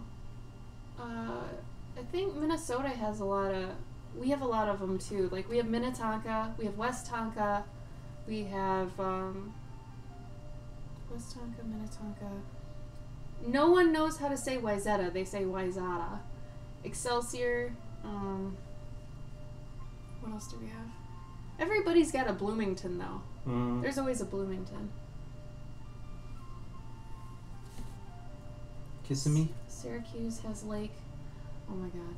So anyway, Lake Butte de Mort is the lake we went by, and we were like, doesn't Mort mean death? And then we were like, yeah, and butt of death. And then we found out what Butte means, and it actually means... Oh, no, well, so what we originally saw a few weeks ago was Butte de Mort, Butt de Mort. What's the butt cancer? What is it? What? Oncology? Is it oncology for butt stuff? For butt medicine. What is oncology? I keep thinking of pancreatic cancer and stuff. I don't know what you're talking about. There's one that's like directly for like your butt system. Your reproductive. The butt area. The what's it called? The part of you that poops. Rectum. Yeah, but it's Rectum. that whole system. Oh, endocrine.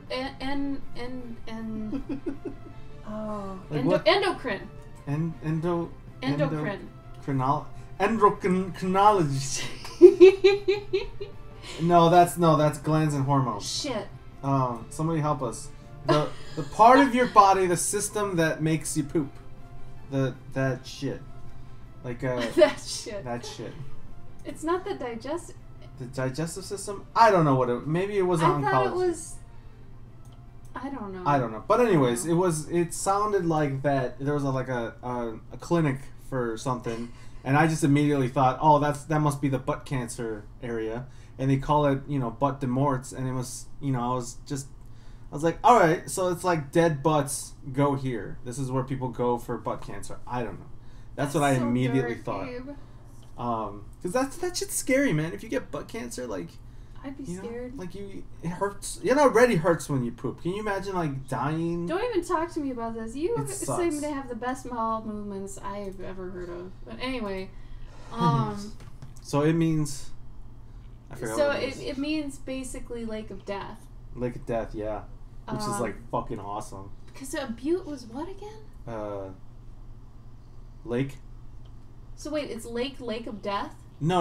It's just Butte de Mort. Well, it says Lake Butte de Mort. Yeah. So that's like saying Lake of Death. Yeah, some idiots don't know what they're doing. It's Hill of the Dead. That's what it is. Oh, Hill of the Dead. Hill of the Dead Lake. Lake Hill of the Dead. Yeah. How dope is that? Like, that was so cool. I'm like, all right, Wisconsin, you're a little bit more metal. Okay. Then there's a little Lake Butte de Mort, which is part of the Fox, Wisconsin Waterway. Whatever that means. What is this song? That's awful. Hold on, let me do this other thing.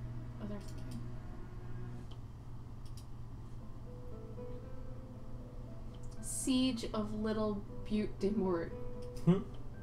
Siege of... So that must break down into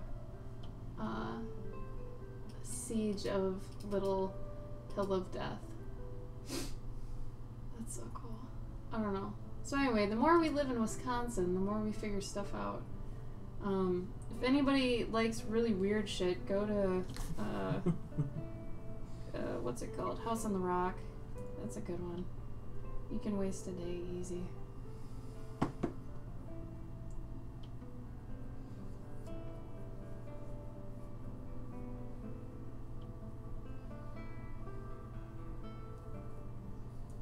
I don't know how I want to draw these beavers.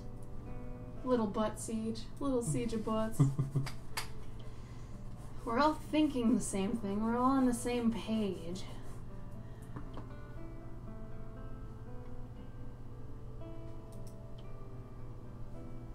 Pole ass some kids, you remember. Oh my god. I know what I was trying to say. And that's all that matters to me. It won't uphold itself in a court of law by any means, but it's not what counts. At all. At all. Is it Kitsune? So it's Hills of Death? That's cool. I'm still into that. That's dope.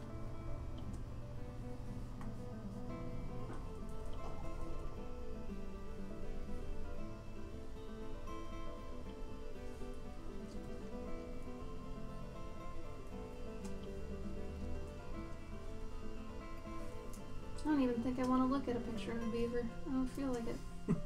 I don't feel like it. I'm just gonna draw a beaver from memory. Put your beaver away. If it's cute, I was still winning, so that's all that matters sometimes. I remember the key things that make a beaver a beaver. It's cute, and it's got teeth. And it's got a paddle butt. Parade. Oh, do I say parade or do I say parade? I think I say parade. Berate? Like, berate that motherfucker? I say irate, irate? but I think I say parade. I don't know. Wait, what? Irate? Irate is if you're getting, like, angry or aggressive. Yeah. You're getting irate. I don't know if anybody says Don't anything. berate me. Don't berate me? I think maybe I do say berate. As opposed to what, though? Berate. Oh, yeah. Who the hell would say that? I don't know. I thought I did for a minute. Thank you for the host, Nano. Nano. Nano. Nano. Good job, Melody. Finishing lines is probably the best thing you can do. If you have multiple commissions, at least go through and finish a couple of their lines. That's what I do. Because then I'm like, okay, I've got this at least planned out. It's because the planning is one of the hardest parts, I think. Yes, I say paddle butt.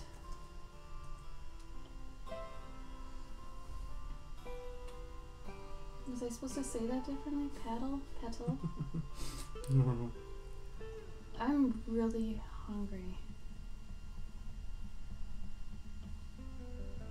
This isn't even coming out of the right spot. God damn it. You guys, I'm telling you, the stress on me is getting nuts. I should have been done with these by now. Remember, it's not stress from drawing beavers, it's other things. Yeah, Melody, as long as it's okay with the commissioner that you do it. Some people, if you're doing it for, like, if they want something for a book or a personal project of theirs, they don't want you to share it. So it's always good to figure out if the commissioner is okay with you sharing stuff. Remember that, actually, you guys. If you ever get a commission, ask them up front if you can share it on social media. And sometimes I'll ask if I really like the original piece I did. That sounds like UPS. If I can make prints of it. So you guys saw that rabbit one I did. Huh? Yeah, my books. Maybe. And our spice rack. I ordered a spice rack, you guys. That's my first spice rack. Sniggle, draw a beaver right now from memory. And then put it in the Discord. I challenge you.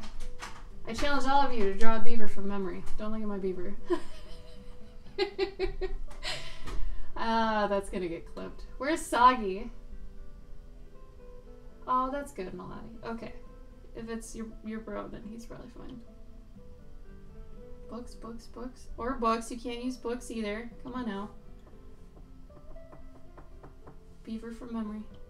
Y'all know how to draw a beaver. Don't even tell me you don't. Trying to stress me out. I'm already fired up. Go get it! Get it, Sniggle! Oh, that's cute, Melody. That'll work real nice.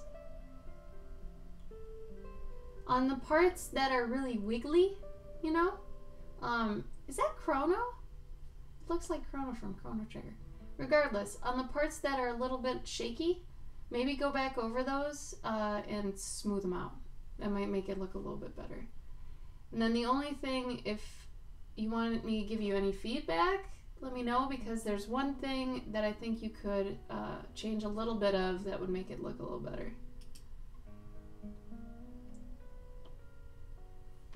I don't want to just give you feedback if you don't want it. I want to make sure you want it, so I don't, let's not grow. Oh, Secret Man. Oh, Sniggle, how dare you? Beavers are some of the best things in the world. I love beavies. Sniggle, how can you hate something I love? How can you do this?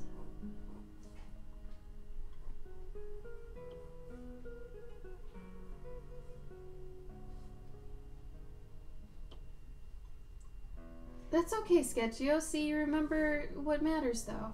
So that's what I'm saying. So sometimes, you guys, so those of you who think you're a little bit too dependent on reference, it might be good for you to actually, like, look at something with your eyes, right?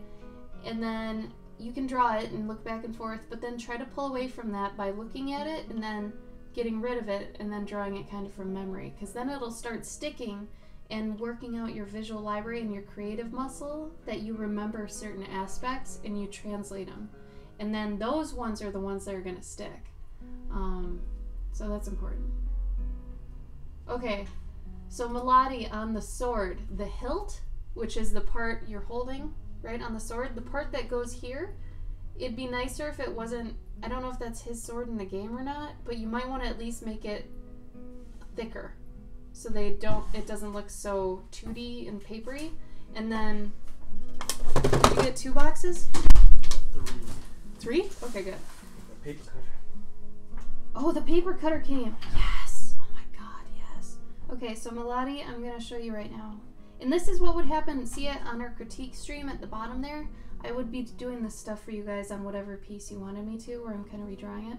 So Melody, right now I'm drawing it how you drew it, okay? And then I'm going to redraw it a little bit more correct here in a minute. So this part looks a little funny because it's going against how you've got his arm going. So if his arm's going back, this gem is going to actually be going this way, if that makes sense. Oh my god. So this line is actually going to denote where it's going in space. Because if it's going forward, it's going to be this one. If it's going backward, it's going to be this one. So then you do this, and then if it's going backwards, all of the little things on the sword are going to be going this way, right? They're going to be going up. So that's going backwards, and then going forward. Are you going to open that? You want me to? I don't know, which one's that one? Those my books? Oh, okay. Yeah, I need to look at those. So see the difference here? So this one's coming forward, okay? It's going forward, and this one's going backward. Alright, and then this I would just flesh out a little more, and maybe have a little bit more of a dimension to it, if you could, you know? Mm. So if you have it going up, oh my god, I'm so nervous. Sorry, now I'm, okay. My new books came. I'm so scared. They look really good. This is my first time doing Perfect Bound with Grigor. So I am... I'm horrified right now. This is the worst part of making books. Mm-hmm. The minute you get them. Some people get excited. And I mean, if you reorder them, sure. Then you know they're going to be good. But the first time you order some of your books, and especially when we are working blindly on the spine. Okay, so Gabe and I, the site we usually use, their spine calculator, which is the point on the book, you know, the spine on the side of the book, they usually tell you how many pixels you're going to need for a certain amount of pages, right? And they usually have a calculator for that, where it's like, well, I have this type of paper, I have this many pages, and then they're like, okay, your spine's going to be 0.086 pixels or inches, right? And that's like, okay, cool. But, alright, so here's what my old one looks like. And this part sucks because I really loved this gold. You guys can probably see this gold here. Like, it's actual foil, right? On the front of the book.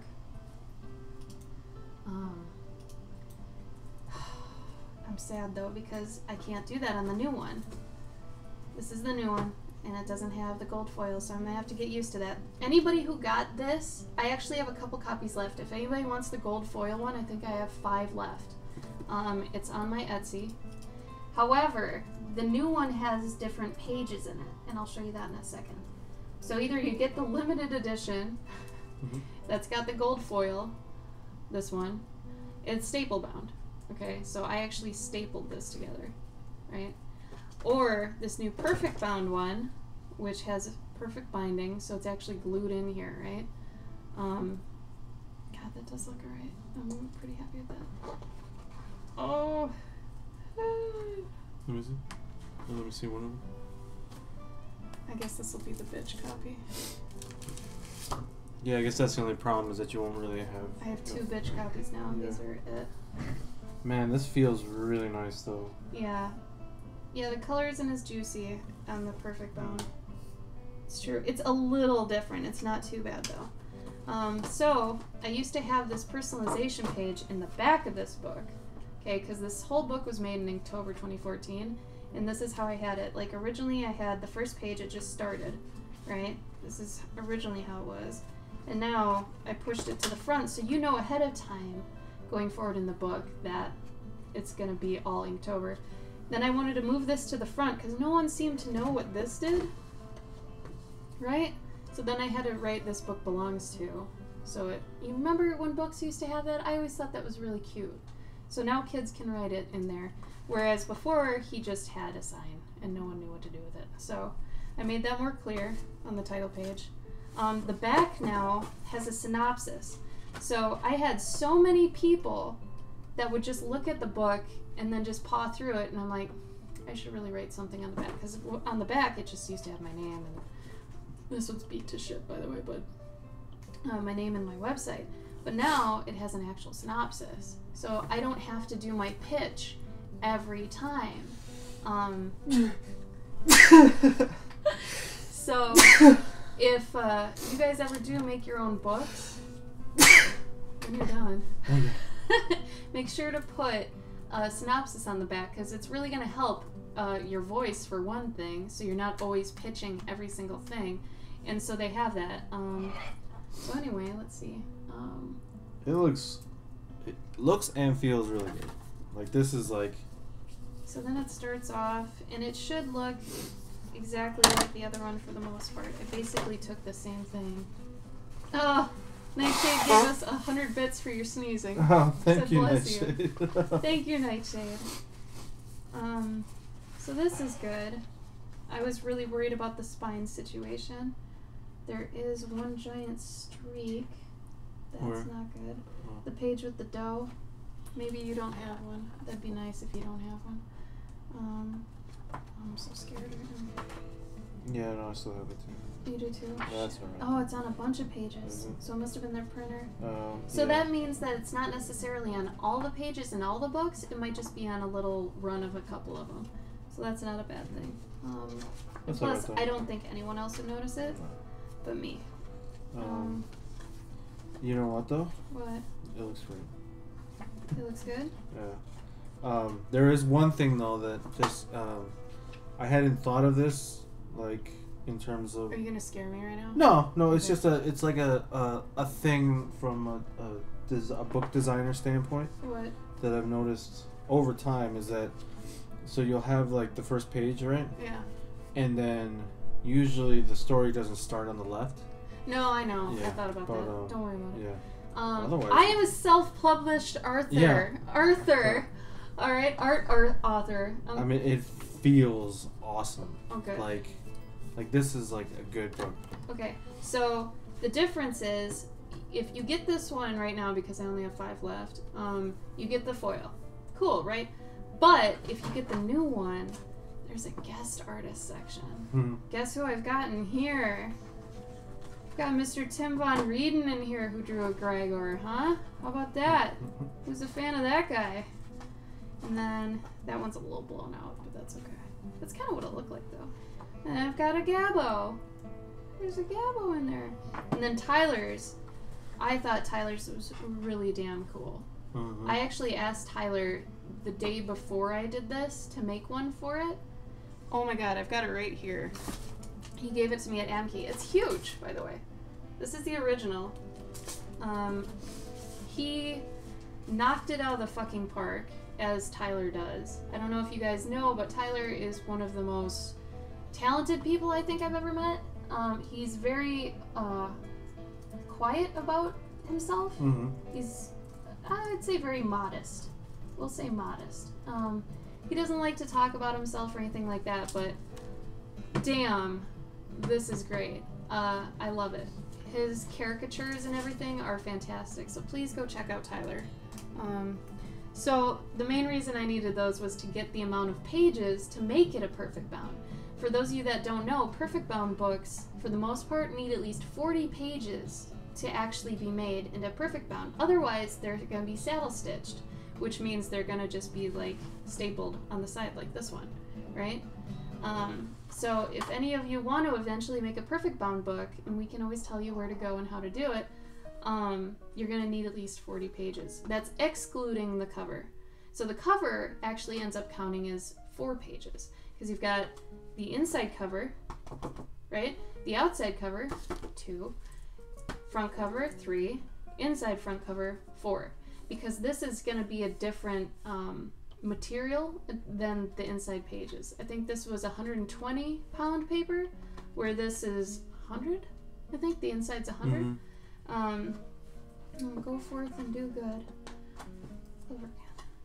Heck yeah. Alright. Cool. So now it looks more legit. When you hold it, you feel it, it looks more legit as a book. So technically now I can raise the price a little bit on this because it's well made.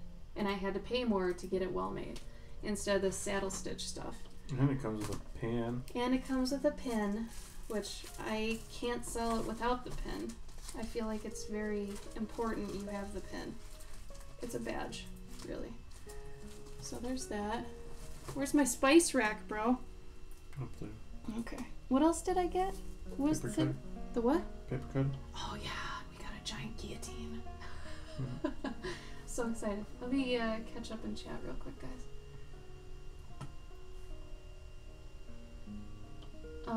Okay, so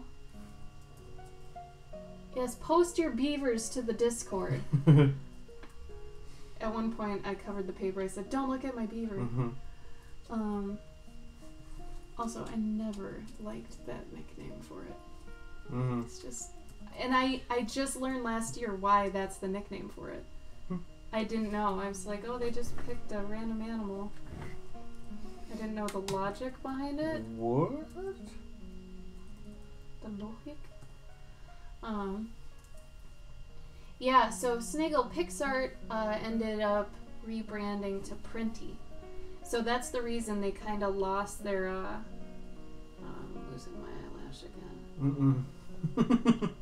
They lost their spine calculator because they redid their website and everything, so they don't have the same thing anymore. But yeah. Thanks for stopping in, Cactus. Yeah, Cactus. Thanks for saying hi. Yes! Serenity! I know what book you're talking about. I love that book. It was like black and white, and it was like inks and stuff. Right? And it told a different story the other way? It was like day and night, maybe? Do you know this book? You told me oh my god! Do you remember what it's called? I've been trying to figure it out for years, because I told him about it. I've been trying to look for that. I have no idea what it was called. But I totally remember it. Aw, Snaggle. Thank you.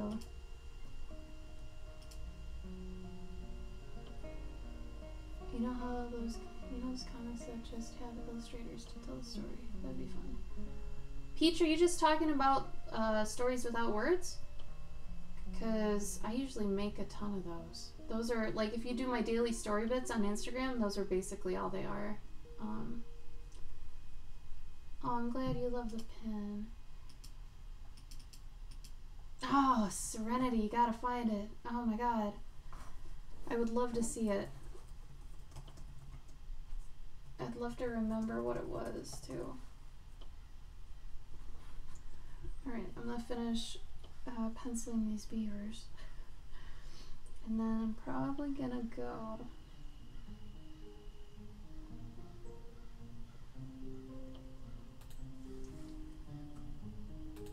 So if you guys do Pabkins thing this month, which is this one, this Dynamic Duos, you have the ability to potentially get one of mine or Gabe's cards.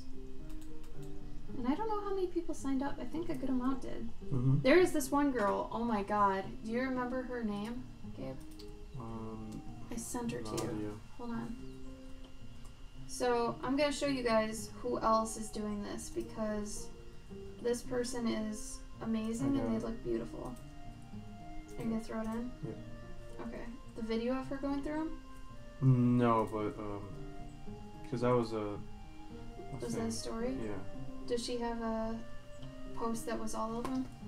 I think so. Yeah. Okay, so do that so they can see, like, because some people go all out on these. Like, she's got her own stamp, which, by the way, I want a new stamp where it's like a plate.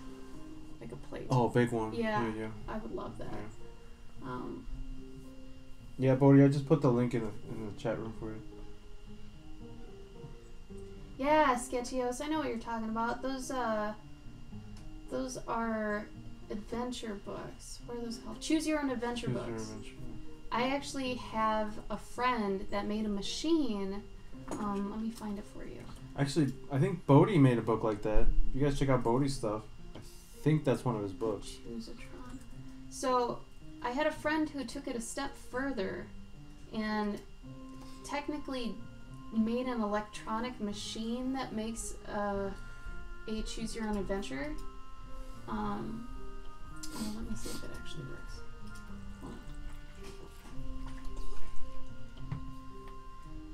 This website's not loading. Jerry, get your website going, buddy. He had a Kickstarter for it, and it's so cute. It has a little face on it. But what happens is, I think it's got 4 buttons on it, and it prints out like a receipt, and it says, you know, you are stuck in an adventure, blah, blah, blah, blah, blah, blah, blah. Do you want to A, do this, B, do this, whatever, and then you pick which answer, and it prints out more, right? And depending on what answer you choose, it's going to print out more, or whatever. So that way, by the end of the story, you have a written, like, thing of what you had. It's just so cute. I love it. Yeah, it's a really neat idea. I was gonna make a game with him too. I don't know what happened. I think he actually blew up because of the Choose-a-tron thing. So I didn't actually get to talk with him more about the game. But I really wanted to. He was a really nice guy. Really crazy, inventive, and fun.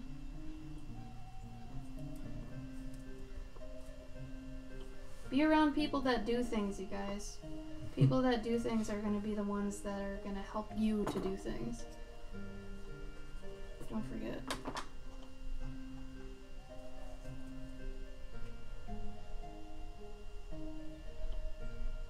Okay. Here's a beaver. And another beaver. Dynamic duos.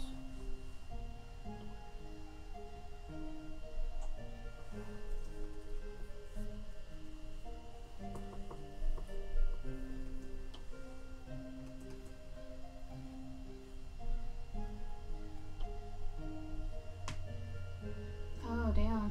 Get it, Melody. Figure it out. You got it.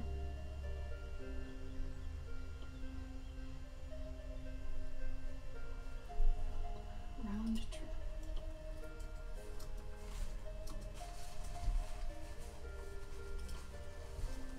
Oh! Nightshade, this is it! You found it? You found it! I've been looking years for this! Oh my god! Yes! Nightshade, how did you remember this? Oh my god. That's awesome. Because, yeah, then you turn it upside down and you read it again a different way. It was so cool. It blew my mind when I was a kid. I had never seen another book do that since then. It's so cool. See, on this page, it's like fireworks. But, like, you flip it upside down and it's got writing down here. That's so good. Wow. Like, the idea, it was so next level. Jesus. I love it. Nightshade, you are the fucking best. Thank you so, so much. I remember thinking this was so cool and I'd never seen anything like it before.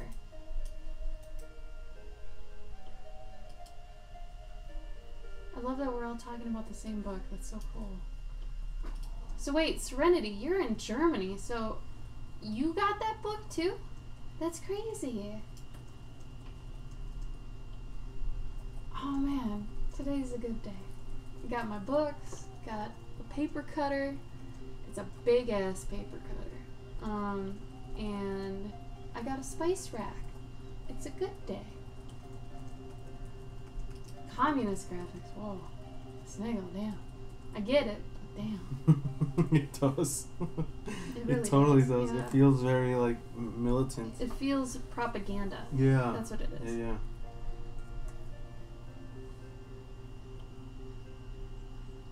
That's so cool though, Serenity. That's so cool. Thank you for mentioning it again, because I had mentioned it to Gabe probably a few months back, but then I totally forgot about it again. I expected it to look a lot more like drawn better, yeah. Oh, it's not that bad. No. You know what I mean. Like it's very graphical, but I imagined it like a. But then if they did it that way, like really like illustrative, it wouldn't work. Yeah, and so that's why like I was like, man, that must have taken a lot of thinking if you're gonna do a whole illustration, you know, and then flip it. Yeah. Like there's that one where it's still, like even that much. Yeah. Holy crap. Like that one drawing of like a. Sure, Peach. It's like an old woman, and then you flip it, and it's a young woman. Yeah. I thought it was one of those.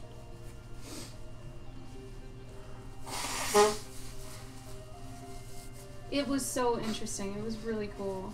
I appreciated that book for going out on a limb and being something different. Like, that's one of those things when you're a kid that you see and it stays with you until you're 30. Like, that's an impactful book. And not to mention, I mean, for a kid's book, it's stark black and white. You know, that's also pretty unheard of. Yeah. Kids' books are usually colorful and soft and whatever, right? No, this one is like hard to the point. Here's super graphical looking junk, right? And I wonder though if it is it like foreign? Because then maybe if it is foreign, then maybe it was like. You have to look up the wiki. Yeah. Adorn Animals is badass. Coffee table conversation piece. Cool. Oh, cool. It's got Korean sprinkled in it, so if you know anybody who's Korean, I had my Korean friend help me with that. But thank you, Peach. My next coffee table book will be more of a mic drop moment for me, I think. That one's a few years in the making. Hopefully I can at least get that done this year. I think I can. It's just gonna take a while. Oh, Serenity, oh no. Is that a good thing or a bad thing?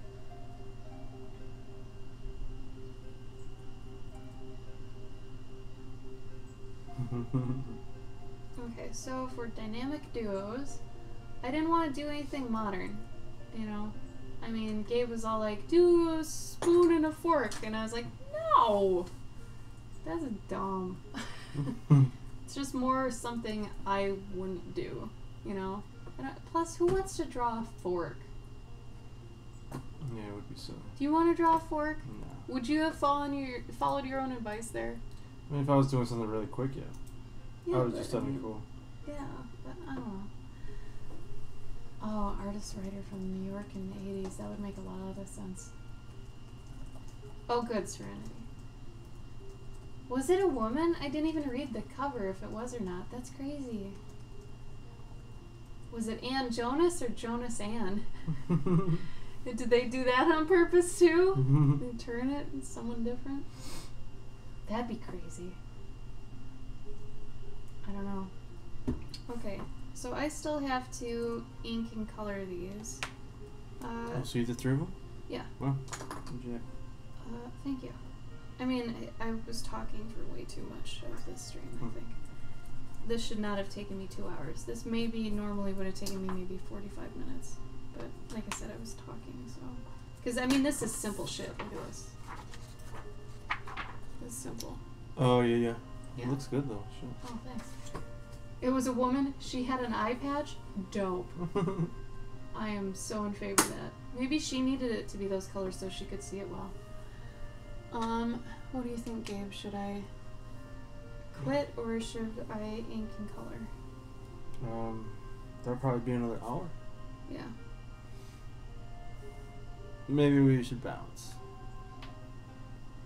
Well, I know I'm gonna have to stay up late anyway. And tomorrow I don't have to get up early to do anything. And then we have hair appointments. We're getting our hair cut tomorrow, you guys. Finally. Gabe's gonna look totes different. Let me just ink them. Screw it. I'll figure shit out. I always do. Whatever. Oh, you like my Pets in Armor Bug Peach? The next one's gonna be probably double that size. I just have to find time to compile it. So funny enough, that's the hardest thing with making a book. Especially like a sketchbook or a book that's like a portfolio piece. You have to just compile and find everything. Which in itself is it's tough. So Bye, Melody. Bye, Thanks for Melody. joining. So Bodhi. Oh, Bodhi, you'll be okay. Yeah. Maybe. Bodhi. Oh, wait, he's in Australia. Oh yeah, you're in Australia. She might. Yeah. Message her. Message her. She might give you like an extension order. Sometimes we send stuff like later, because she still needs time to sort it all. Peach, you didn't have to do that. Ah, thank you. Peach. Is it okay if I ship it after Emerald City? Are you okay with that? I want to know. I mean, I could still ship it like before we leave, but hey, Pylon. What's up, Pylon? So Bodhi has a rubber cutting machine. Oh, the one you wanted? I don't know, but he's gonna hook us up with some stamps because he's hooking up bread. Wait a minute. Where'd you get a rubber cutting machine? Well, it's Bodhi. He's got like all the coolest shit. Oh my god. How much is a rubber cutting machine? Should I buy my own? Like, I don't know actually. is it one of those things you get at like Joann Fabrics? Those, what are those called? I mean, I guess like what? Crickets? Yeah, Is it a Bodhi. cricket? What else do you use it for? Like, do you do a lot of rubber cutting, or does it cut other things like paper and shit? But basically, yeah, he said he'll hook us up with some rubber Thank you, thingies. Peach. You're so sweet. Oh, CNC lady. I wanted to watch 3 Billboards so bad. I Uh-huh. love Frances McDermott. She's a fucking beast. I love her. She's a beast. She's a beast in anything she plays. I love it. CNC. Oh, it's your dad's shed. Whoa. So this is like sounds That's like legit. legit. Yeah. Wow. Like you're cutting metal and shit. Wow. Oh, and engraves. Damn. That's dope. That is so cool. That's cool. So now you can get yourself a legit stamp. Are there any restrictions on it, Bodhi? Like, does it have to be of a certain size, or like, what do you think? I think we should probably do something like maybe the size of a sketch card, probably. Well, that's what I was thinking, that book plate. Because that Yeah. girl, you saw her thing, right? She just stamped the back of all her ATCs Yeah. and then wrote in, it's basically my sticker, but like, my sticker I'm still going to do on my actual commissions, Yeah. but on like ATCs, a stamp would be really nice. But yeah. Basically, we could do an ATC. A4 is like really big, Oh, yeah. so. Oh, I love Sam Rockwell too. He's so awesome. good. Yeah, I really wanted to see that. I'm sad because it was getting bad reviews for some reason. Like, it said the story was everywhere, but the acting was good. And it's like, why was the story everywhere? Like, what's wrong with it? What happened? Reviewers just don't know how to. I've learned not to trust reviews. Like, everything I like, a reviewer has hated. Mm-hmm. So, you know, just like what you're gonna like anyway, because people are probably gonna hate it.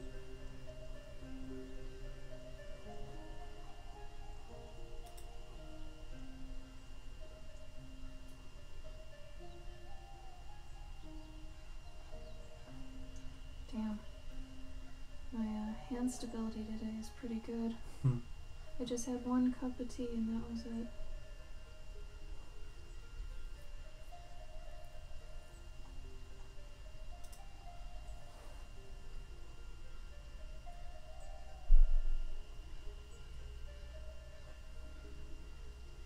That was my stomach.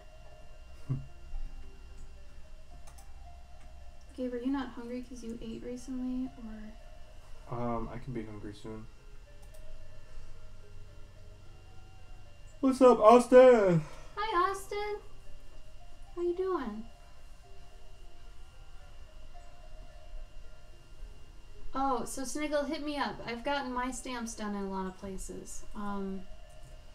The stamp I got made though with Cloverkin on it, it's really good. It's done a lot of good for me, and it was only $11, so not too bad. Oh, Peach, thank you. You were too sweet. Did you see what Peach said? Mm-hmm. Did you thank her? Yeah. No, No? you didn't. No, you didn't. Oh, I thought it said I love your work. Well, thank you, Peachcraft. Yeah, Peach, I want to keep helping you with your mentorship too. We're not going to drop that, okay? So, as soon as we figure out more, if you want to iterate your table, or if you have any more questions about it, and we can keep working on your brand and stuff, whatever you'd like. I mean, the $80 is basically a lifetime thing. Mm-hmm. We said originally $80 a month, but it's like, there's no way to actually make this monthly, so just $80 and we'll help you with whatever you need. We're good, Austin. How are you? How did I feel with Pixar rebranding? Are they still reliable, or should I go somewhere else? They seem reliable. Mm-hmm. Like I said, I only had maybe 2 issues. Can you hand me the book? Yeah. 2 issues with the book, which they're minimal.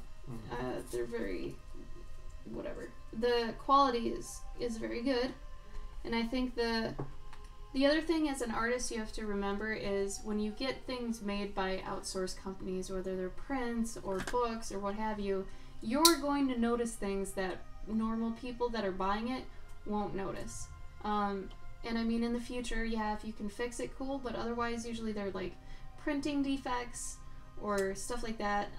If they're a big enough problem, you can sell, like, discount the ones that are messed up for cheaper if you really feel like, okay, they're going to notice this, it's not just me, whatever. But there are going to be things that just you notice and not anybody else will notice or won't care about. So you have to know that, like, when it's you versus when it's a universal bad, you know? And sometimes when I don't know, I'll ask Gabe. I'll be like, okay, this is bothering me. Do you think this would bother anybody else? He's like, I didn't even notice it. And then I'm like, oh, okay, duh. I'm my worst critic or whatever. But, like, I mean, there is that band in there. Yeah, and it's, like, on the back too. Yeah, but and it's like, it doesn't look too bad. To a customer, like, if they see that, they're gonna be like, oh God. Or make them your, what I call bitch copies, which are your demo copies that you've got sitting at the table. Because usually if somebody picks up something at a table and they're flipping through it really fast to look at it, they're not going to notice those things. So then you save your really nice books for the ones that get sold. Okay, so there's all these little tips and tricks to, like, you know, make use of the things that have defects. Maybe even like in trades. Yeah, trades too. So if you ever trade with another artist, you know, as long as it's not too bad. This looks really bad on the camera. It's not this bad in person. Honestly, next time I have somebody trade me, I'm gonna be like, yeah, you know, give me something that's, you know, that defective. you're probably defective, so that you're not losing actual money on it. Yeah. Just because everyone has defective books and prints and, you know, whatever. Yep. So why not, you know, trade them away or give them away? You know, like if you're gonna give one to someone, just give them a defective copy. It's fine. So another thing that so my coloring books, I did a stupid thing once, and I tried to staple them differently, and because I did that, and because I didn't test it appropriately, I ended up not being able to open the books. So here I've got ruined pages technically now that they're stapled that I can't sell because the book doesn't really open all the way. So what am I going to do with that? Well, I'm probably going to cut it up into individual pages and either give them away for free as kind of like a, here to a kid or something, or maybe like giveaway streams. Like, you can figure out something for everything. I hate to say it, but it's kind of, maybe I don't hate to say it. It's similar to the Native American use all the parts of the animal situation, right? Like, let nothing be wasted. Figure out a purpose for everything, and then you won't have wasted your money. You could make someone happy. I mean, if you make someone happy, even though you might have paid a little much for something and it failed, it's going to make them happy, right? So that's an investment somehow, whether you believe in karma and energy and all that stuff coming back at you,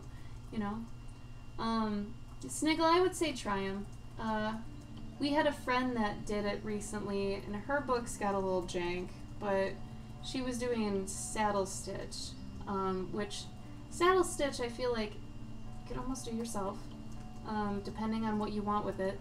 So like Grigor, when I was saddle stitching it, I actually was ordering the innards from a cheap company and then getting the cover made by a company that does prints with foil on them, cat print. And then I was ripping off the cover for the original one and then stapling on the new cover, so it had that cool, foilness to it. But obviously now I can't do that with the new one. Kind of sad about that. I thought about painting on some gold, but then it's like, nah, I don't know. I probably shouldn't, right? It looks pretty, but on its own. No, also it would take forever, too. Pylon, where did you watch it? Is it on Amazon, or did you see it in the theater, or where'd you see it?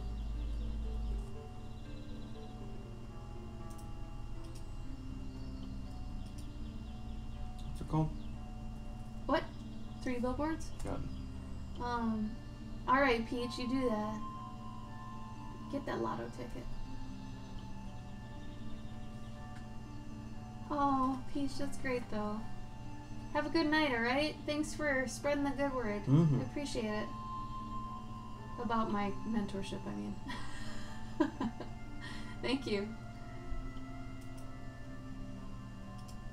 But yeah, Sniggle, I would try it. Right now, they're the best bang for the buck, so to speak. We have other companies we use for really big books and stuff like that, but they're expensive. They're a lot of finagling, I'll say, because, you have to go kind of meet with them, don't you? Or can you do it without meeting with them? No, you don't have to meet them at all. No, you just, like, Print Ninja, you can just... No. Kraken. No, not even. I mean, you don't have to meet them. Well, how would you get that sample pack that Jacob has? You don't get that from them. See, that's what I'm saying. Yeah. So, like, I don't know. I guess you'd have to sort of... They would probably send you a... They wouldn't send you one, because that's a lot of Isn't money. that weird, though? Like, But how would you end up ordering a book if you didn't know what to order of the book to get made in the book? I think that's one of the problems with them. I mean, I think if they gauge you as being somebody who's actually going to be a good client, Yeah. then they might ship you one. But I know Print Ninja ships like a little, like a packet of samples, Yeah, just like Cat Print would. Yeah. So Sniggle, I'd say prints, use Cat Print. Books, try Printy. See how you feel. Okay. Yeah, I don't think I'm gonna actually go through all of these. But what's crazy though is that, like, if you guys get to that point where you want to print like a real book, like like how Ashley just did, right?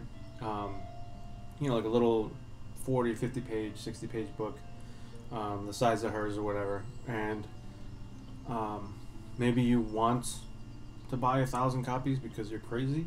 Yeah, and you've got money. Yeah, and I only order about 50 at a time. Yeah. Because it's actually kind of hard for me to move 50 within probably half a year. So it's a lot of upfront costs, because that cost me probably $180, something like that. But anyway. But like places like Print Ninja, you can get like 500 copies to 1,000. Like the minimum typically is 500 at Print Ninja. You can get 500 copies for like $1,500 or something. But the cost goes down considerably. So right now, you know, like Ashley's paying so much for every copy. But at Print Ninja, then the costs get cut at like 1/5 of what she would regularly be paying. They also have a thing where you get, if you put in advertising of theirs in your book, you get like a deal. So. Oh no, Bodhi, we still do. We do that sometimes. Like if it's a tiny story, like I'm gonna have one of my mouse stories that I don't want to go through a printer and I just want to make it. I'm just gonna staple it, zine style. Mm-hmm. Another person at the con said zine. How many, like, Bodhi, I'm curious, do you know a lot of people that say zines instead of zines? Like, I don't get that. Mm-hmm. Especially if they make them and they're in, like, the zine sphere. Yeah. Like, you know it's zine, right? I think the problem is that they're probably all on the internet and don't have real life friends that worked on zines. So they never actually hear it? Yeah, they never actually talked to, or if they do, they talk to another person who's younger who didn't grow up in the zine culture. So they don't even know? So they don't even know, and they just keep calling them zines. But I mean, like, I grew up doing mini comics and zines, you know, like that's where I started. Zines. I ran a miniature zine fair and I had one person say it like that. Yeah. You're part of the problem, Yeah. Bodhi. I fucking love zines. Yeah. I want to make hundreds of zines, but that's like... Make one when we get back. It probably will happen. That's the best way, I feel like, to make a zine. Just be like, oh, I'm going to make it now. Yeah. And then you just make it. And you just poop out a comic. Yeah. Like, and it doesn't have to be about anything particular. You just do it. See, he just did it. In particular? Particular. Doesn't have to be anything in particular? Particular. Good, yeah, Serenity. Sniggle, you called it. Serenity, you got it, like, perfectly. It's true. They don't know, yeah. That it's Sounds just like fake words. It's a mini magazine. Gabe, do you actually want to explain a zine for people that may want to know but don't want to speak up and be like, what the fuck is a zine? Yeah, for anybody who feels like... AKA soggy. Yeah, you feel kind of embarrassed that, you know, it's 2020 almost and you don't know what a zine is. It's okay. A zine, we got you. like back in the day, when you couldn't really go to a place and print things out, like there weren't printies, you know, there wasn't a Pixar print that you could go online with back in the 70s and 60s and 80s, and you couldn't make your own little books, people would still want to make their own magazines, you know, and so there were like newspaper stands and magazine shops, comic book shops everywhere back in the day, right? People were so literate. People loved reading. People would go out and they'd buy a magazine and they'd buy books and all that crap, right? And chocolate and cigarettes. And so this culture started building where you had your Cosmopolitan, you had your Playboy, you had all these magazines, but none of them were... Yeah, Sniggle, I have a fanzine actually. None of them were touching base on like the things that, like, let's say me and you wanted, right? Like, I want a magazine about wizards and, you know, and robots and shit, but nobody makes that magazine. So what am I gonna do? Nothing? No, I'm gonna go make my own. So I would make a magazine with a few of my friends and be like, yo, Johnny, hey man, you want to write an article about how dope Gandalf is? Yeah, man. And this is, mind you, this is like 1983 or something, right? And Johnny would go write an article, and then you would get like clippings from, or you would make photocopies of like art from, you know, like an old Hobbit book. Which you shouldn't do. So, you know, then he would do that, and then, you know, Rebecca. AKA Ka, Becky. she would be like, yo, can I do like a photo shoot of some cool like dudes dressed like robots? And yo, hell yeah, that'd be awesome. So then they do like a photo shoot, and then you get the Polaroids back, and then you'd Xerox all these things into a machine, you know, into the Xerox machine, and you'd cut things out, and you cut out words from newspapers, and, you know, and almost like a ransom note, you know, and you make it look really dope, and you draw all sorts of cool shit on there.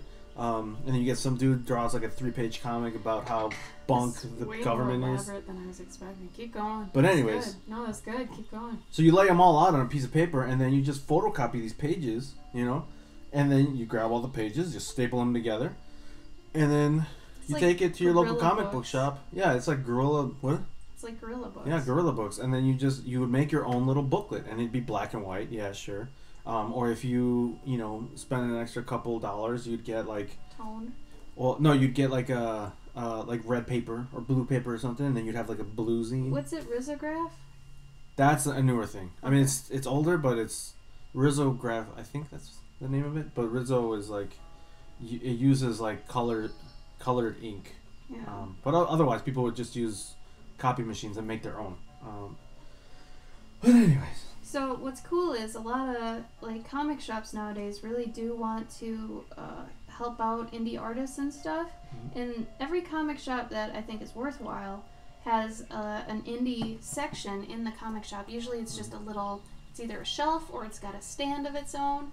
And people are still selling zines through that. Mm-hmm. Usually Gabe and I'll go into whatever town we're in and see if they've got a little indie section and see if we see anything cool.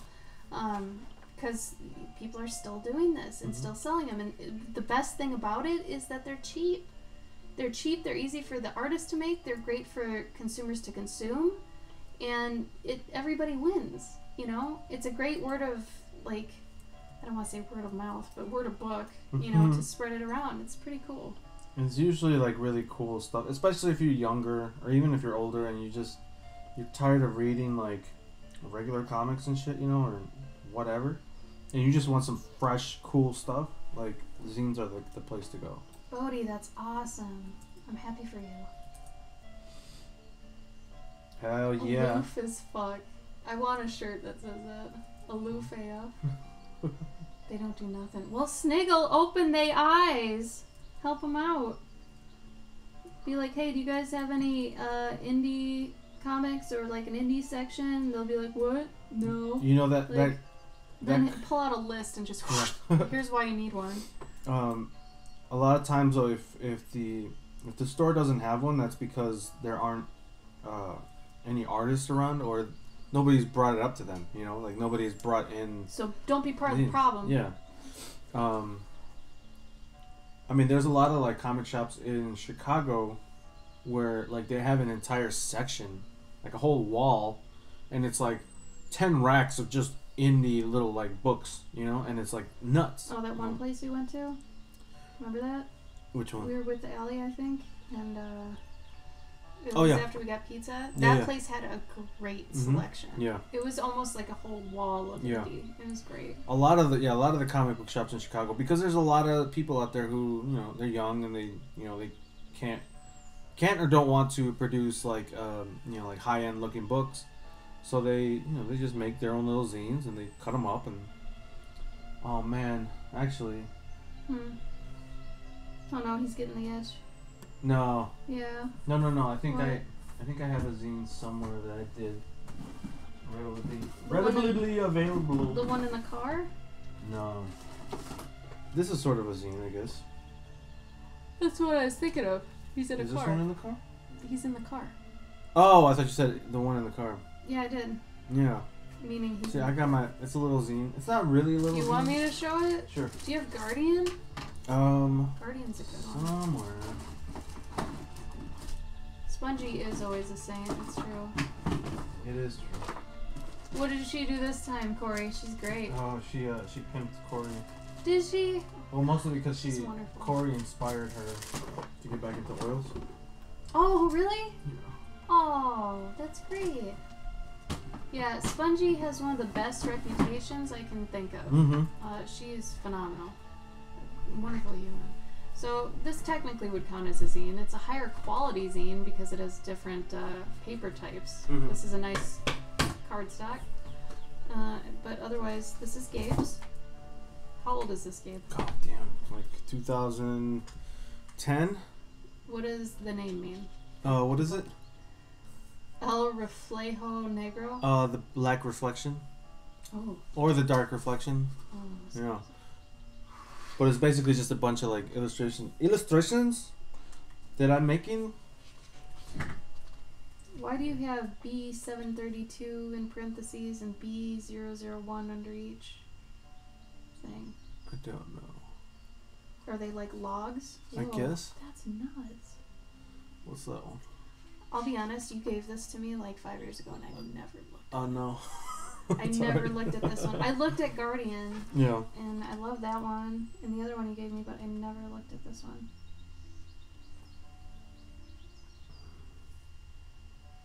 Jeez.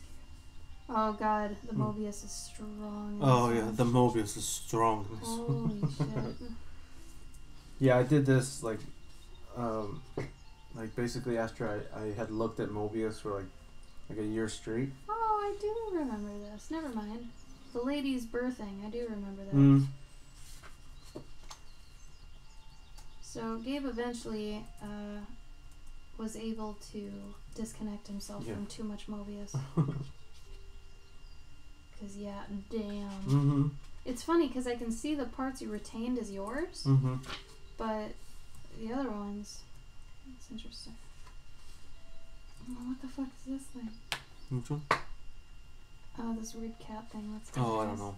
A lot of these I did, I just went straight with pen. So they were like, you know, like,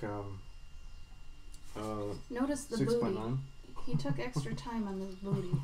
You can tell. Because it wouldn't look like that, BT Dubs, but he didn't know how to draw women. No. Yeah, so anyway. It's about, like, I drew them at, like, in, like, A5 size, which is, like, 8.5 by, or, yeah, 8.5 by 5.5.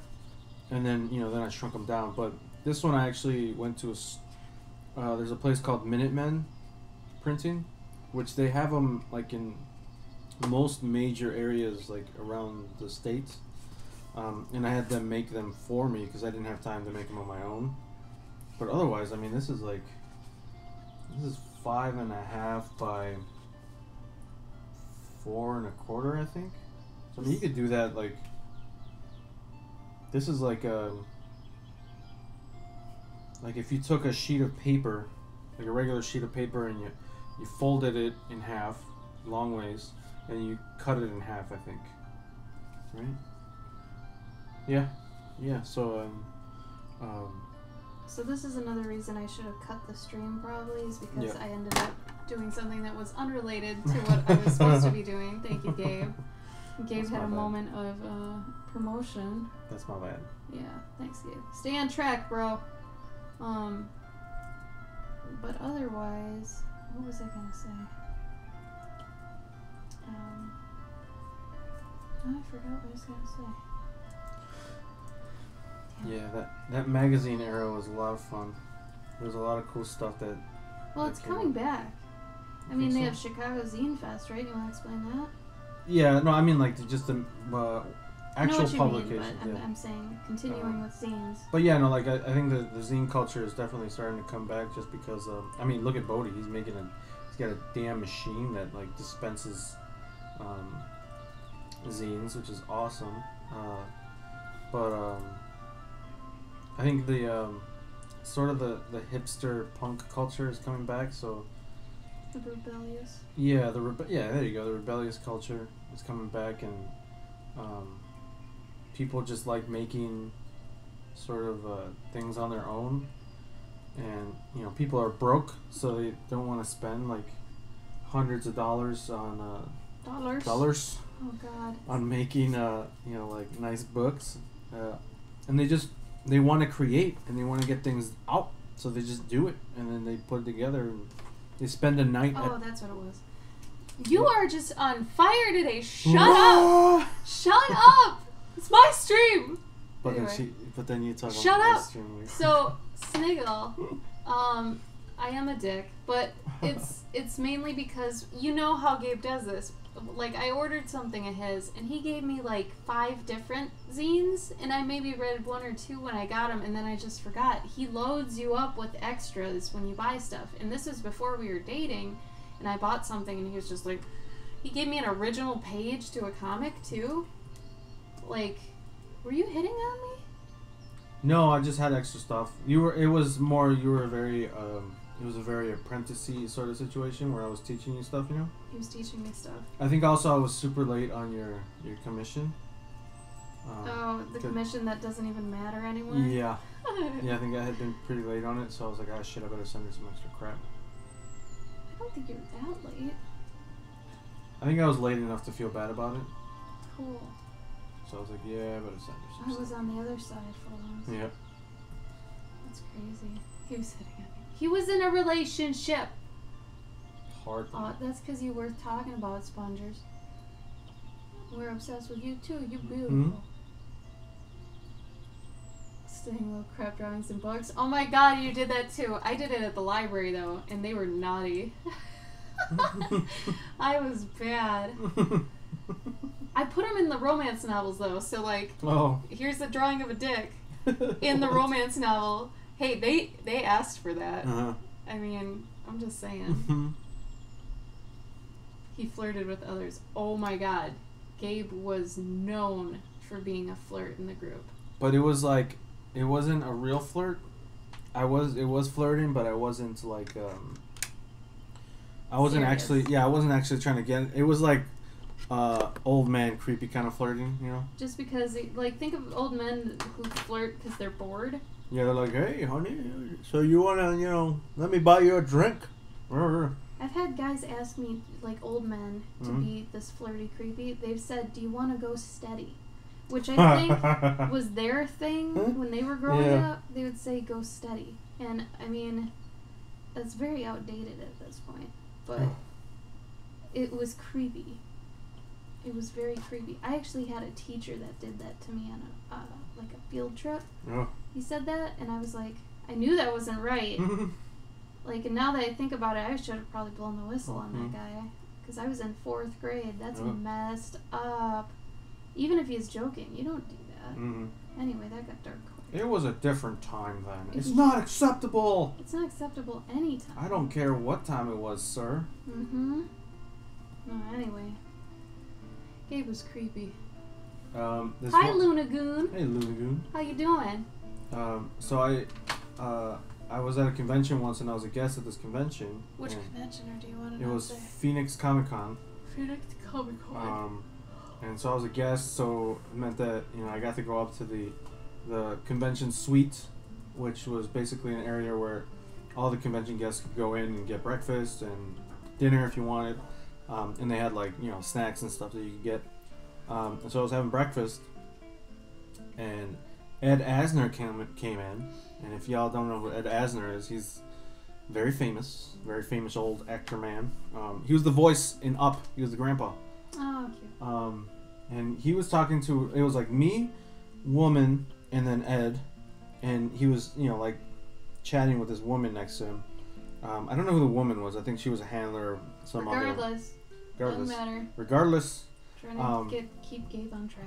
And he, I guess he was done with his breakfast, and he got up. He's like, "All right, honey," or he didn't say honey. He's like, "All right, I really have to go. You smell." And she was like, "Oh, I'm so sorry." And she had like this like really super like embarrassed look on her face. And then he was like, no, you don't understand, honey. You smell really good. I need to get out of here before I do anything crazy." And I was like, wow. That's weird. Way to have self-control, man. Yeah. That's messed up. And I was like, that is a very... Serenity, to be clear. I did it when I was like 6. I don't still do this, okay? I don't want to touch a romance novel for obvious reasons, okay? I feel like that'd be kind of messed up. But yeah. A gallon of terpenoid, hell yeah. Sniggle, what are you talking about? What lash? What are you talking about?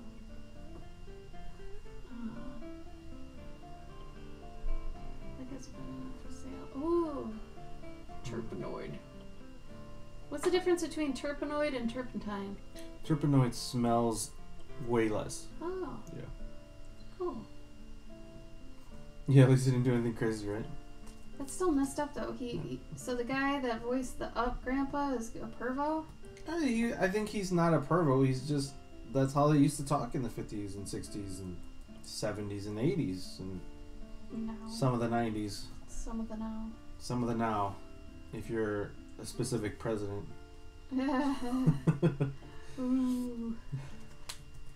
Creepy teachers.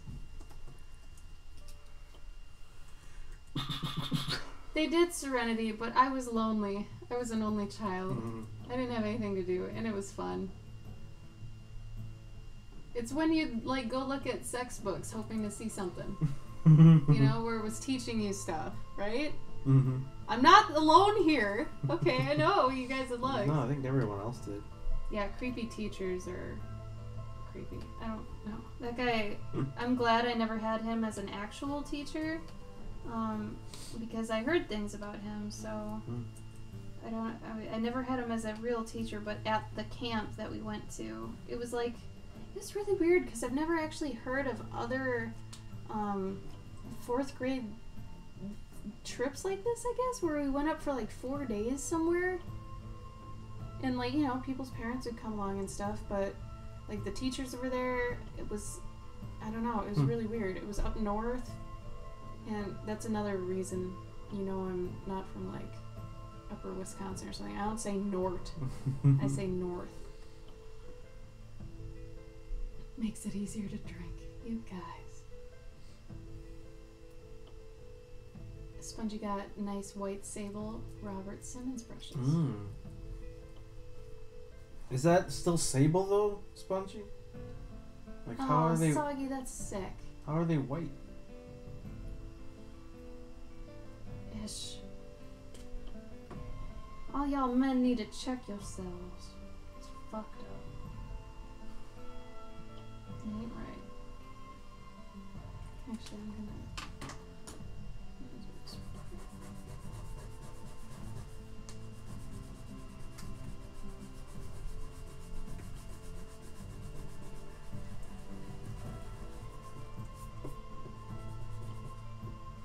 Who else here is doing Pabkins stuff? Can I get a roll call?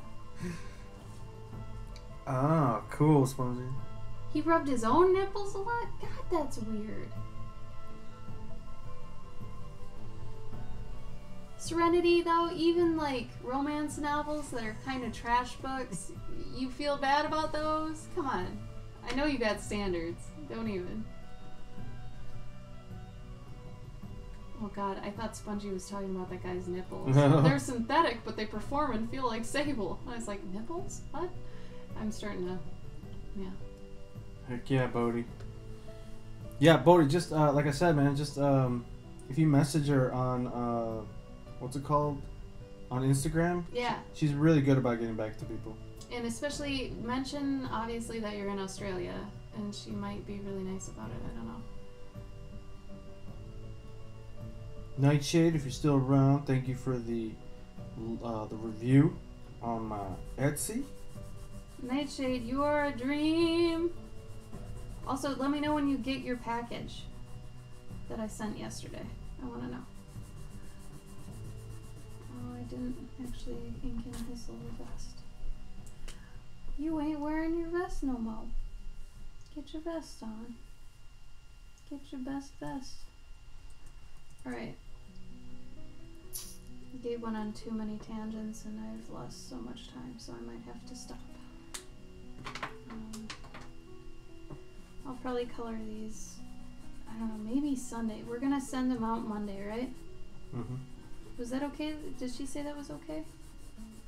Actually, can you ask her? Oh, yeah, just... Huh? Yeah. Because, I mean, I think... No, I think she's live right now. Oh, is she? I should just ask her.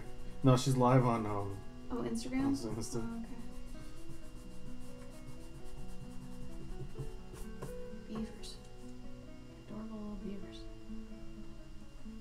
Beavers are great. Oh.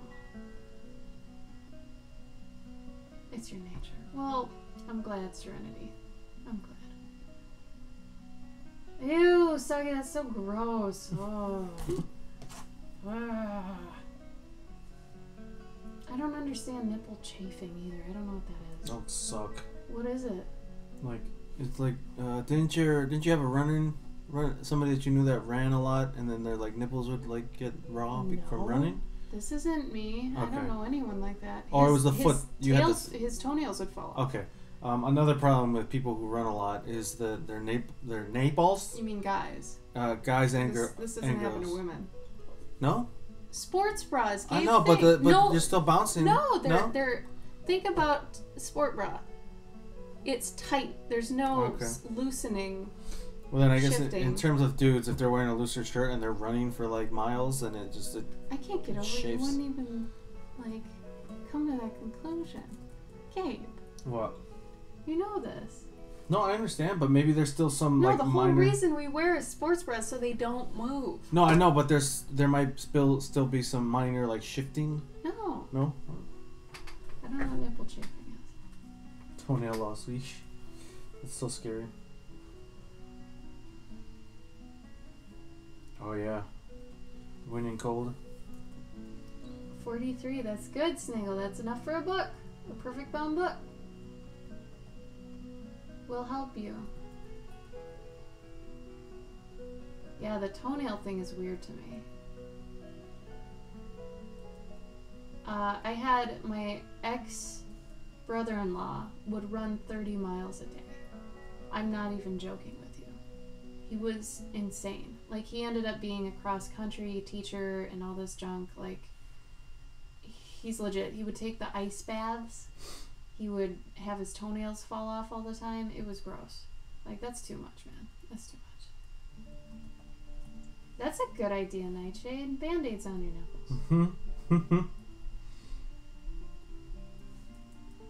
Okay. It is almost 7 o'clock, so I'm going to actually go. Do we know anybody who's streaming right now?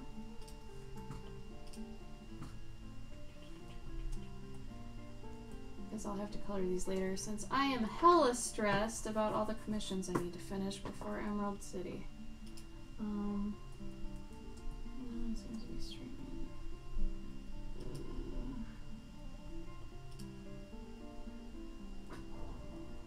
Who's O Gnomes? You know them, Spongy? Are they cool? Oh, they're drawing maps. Okay, so both Bodhi and Spongy say to go O Gnomes. It's a great name. Mm-hmm. Oh no! Oh yeah, I think I'm following Gnomes. I think we both might be actually. Am I? On Insta. Oh, for real? Oh, it's a Jarbies. What? A Jarbies. Well, I don't know who that is. I'm not following. I don't know who this is. No? No, I've never seen this person's stuff. Jarbies This is great. Great. Yeah. Oh, he's wonderful. He's part of the Dungeon Dudes. Oh. Yeah. Okay. Hey guys, let's go raid him. He seems awesome. He's a jar of red jar of jams brother in art or something. Yeah. Oh. Okay, so we're gonna try, or I'm gonna try rather, to stream on Sunday, depending on where I'm at with my commissions. And if I do stream, it's gonna be the commissions. So but I promise once we get back, we should at least have one special stream coming up. Mm-hmm. Okay? So for me, it's probably going to be the cooking one, because that was the first one you guys got to, I think, back in December or January? Even earlier? Mm-hmm. It was a long time ago. So What was mine? yours is either Gundams or Game Boy. Probably Gundams then. And I'll get the list up for getting stuff. And I mean, Gabe will probably help me with the cooking one. Yeah. I don't know. Would you want to? Yeah, hell yeah. Except I don't know if there's much room. I don't know. We'll think about it. I'll be your sous chef. Okay. Or you can draw while I'm cooking, I guess. Oh yeah.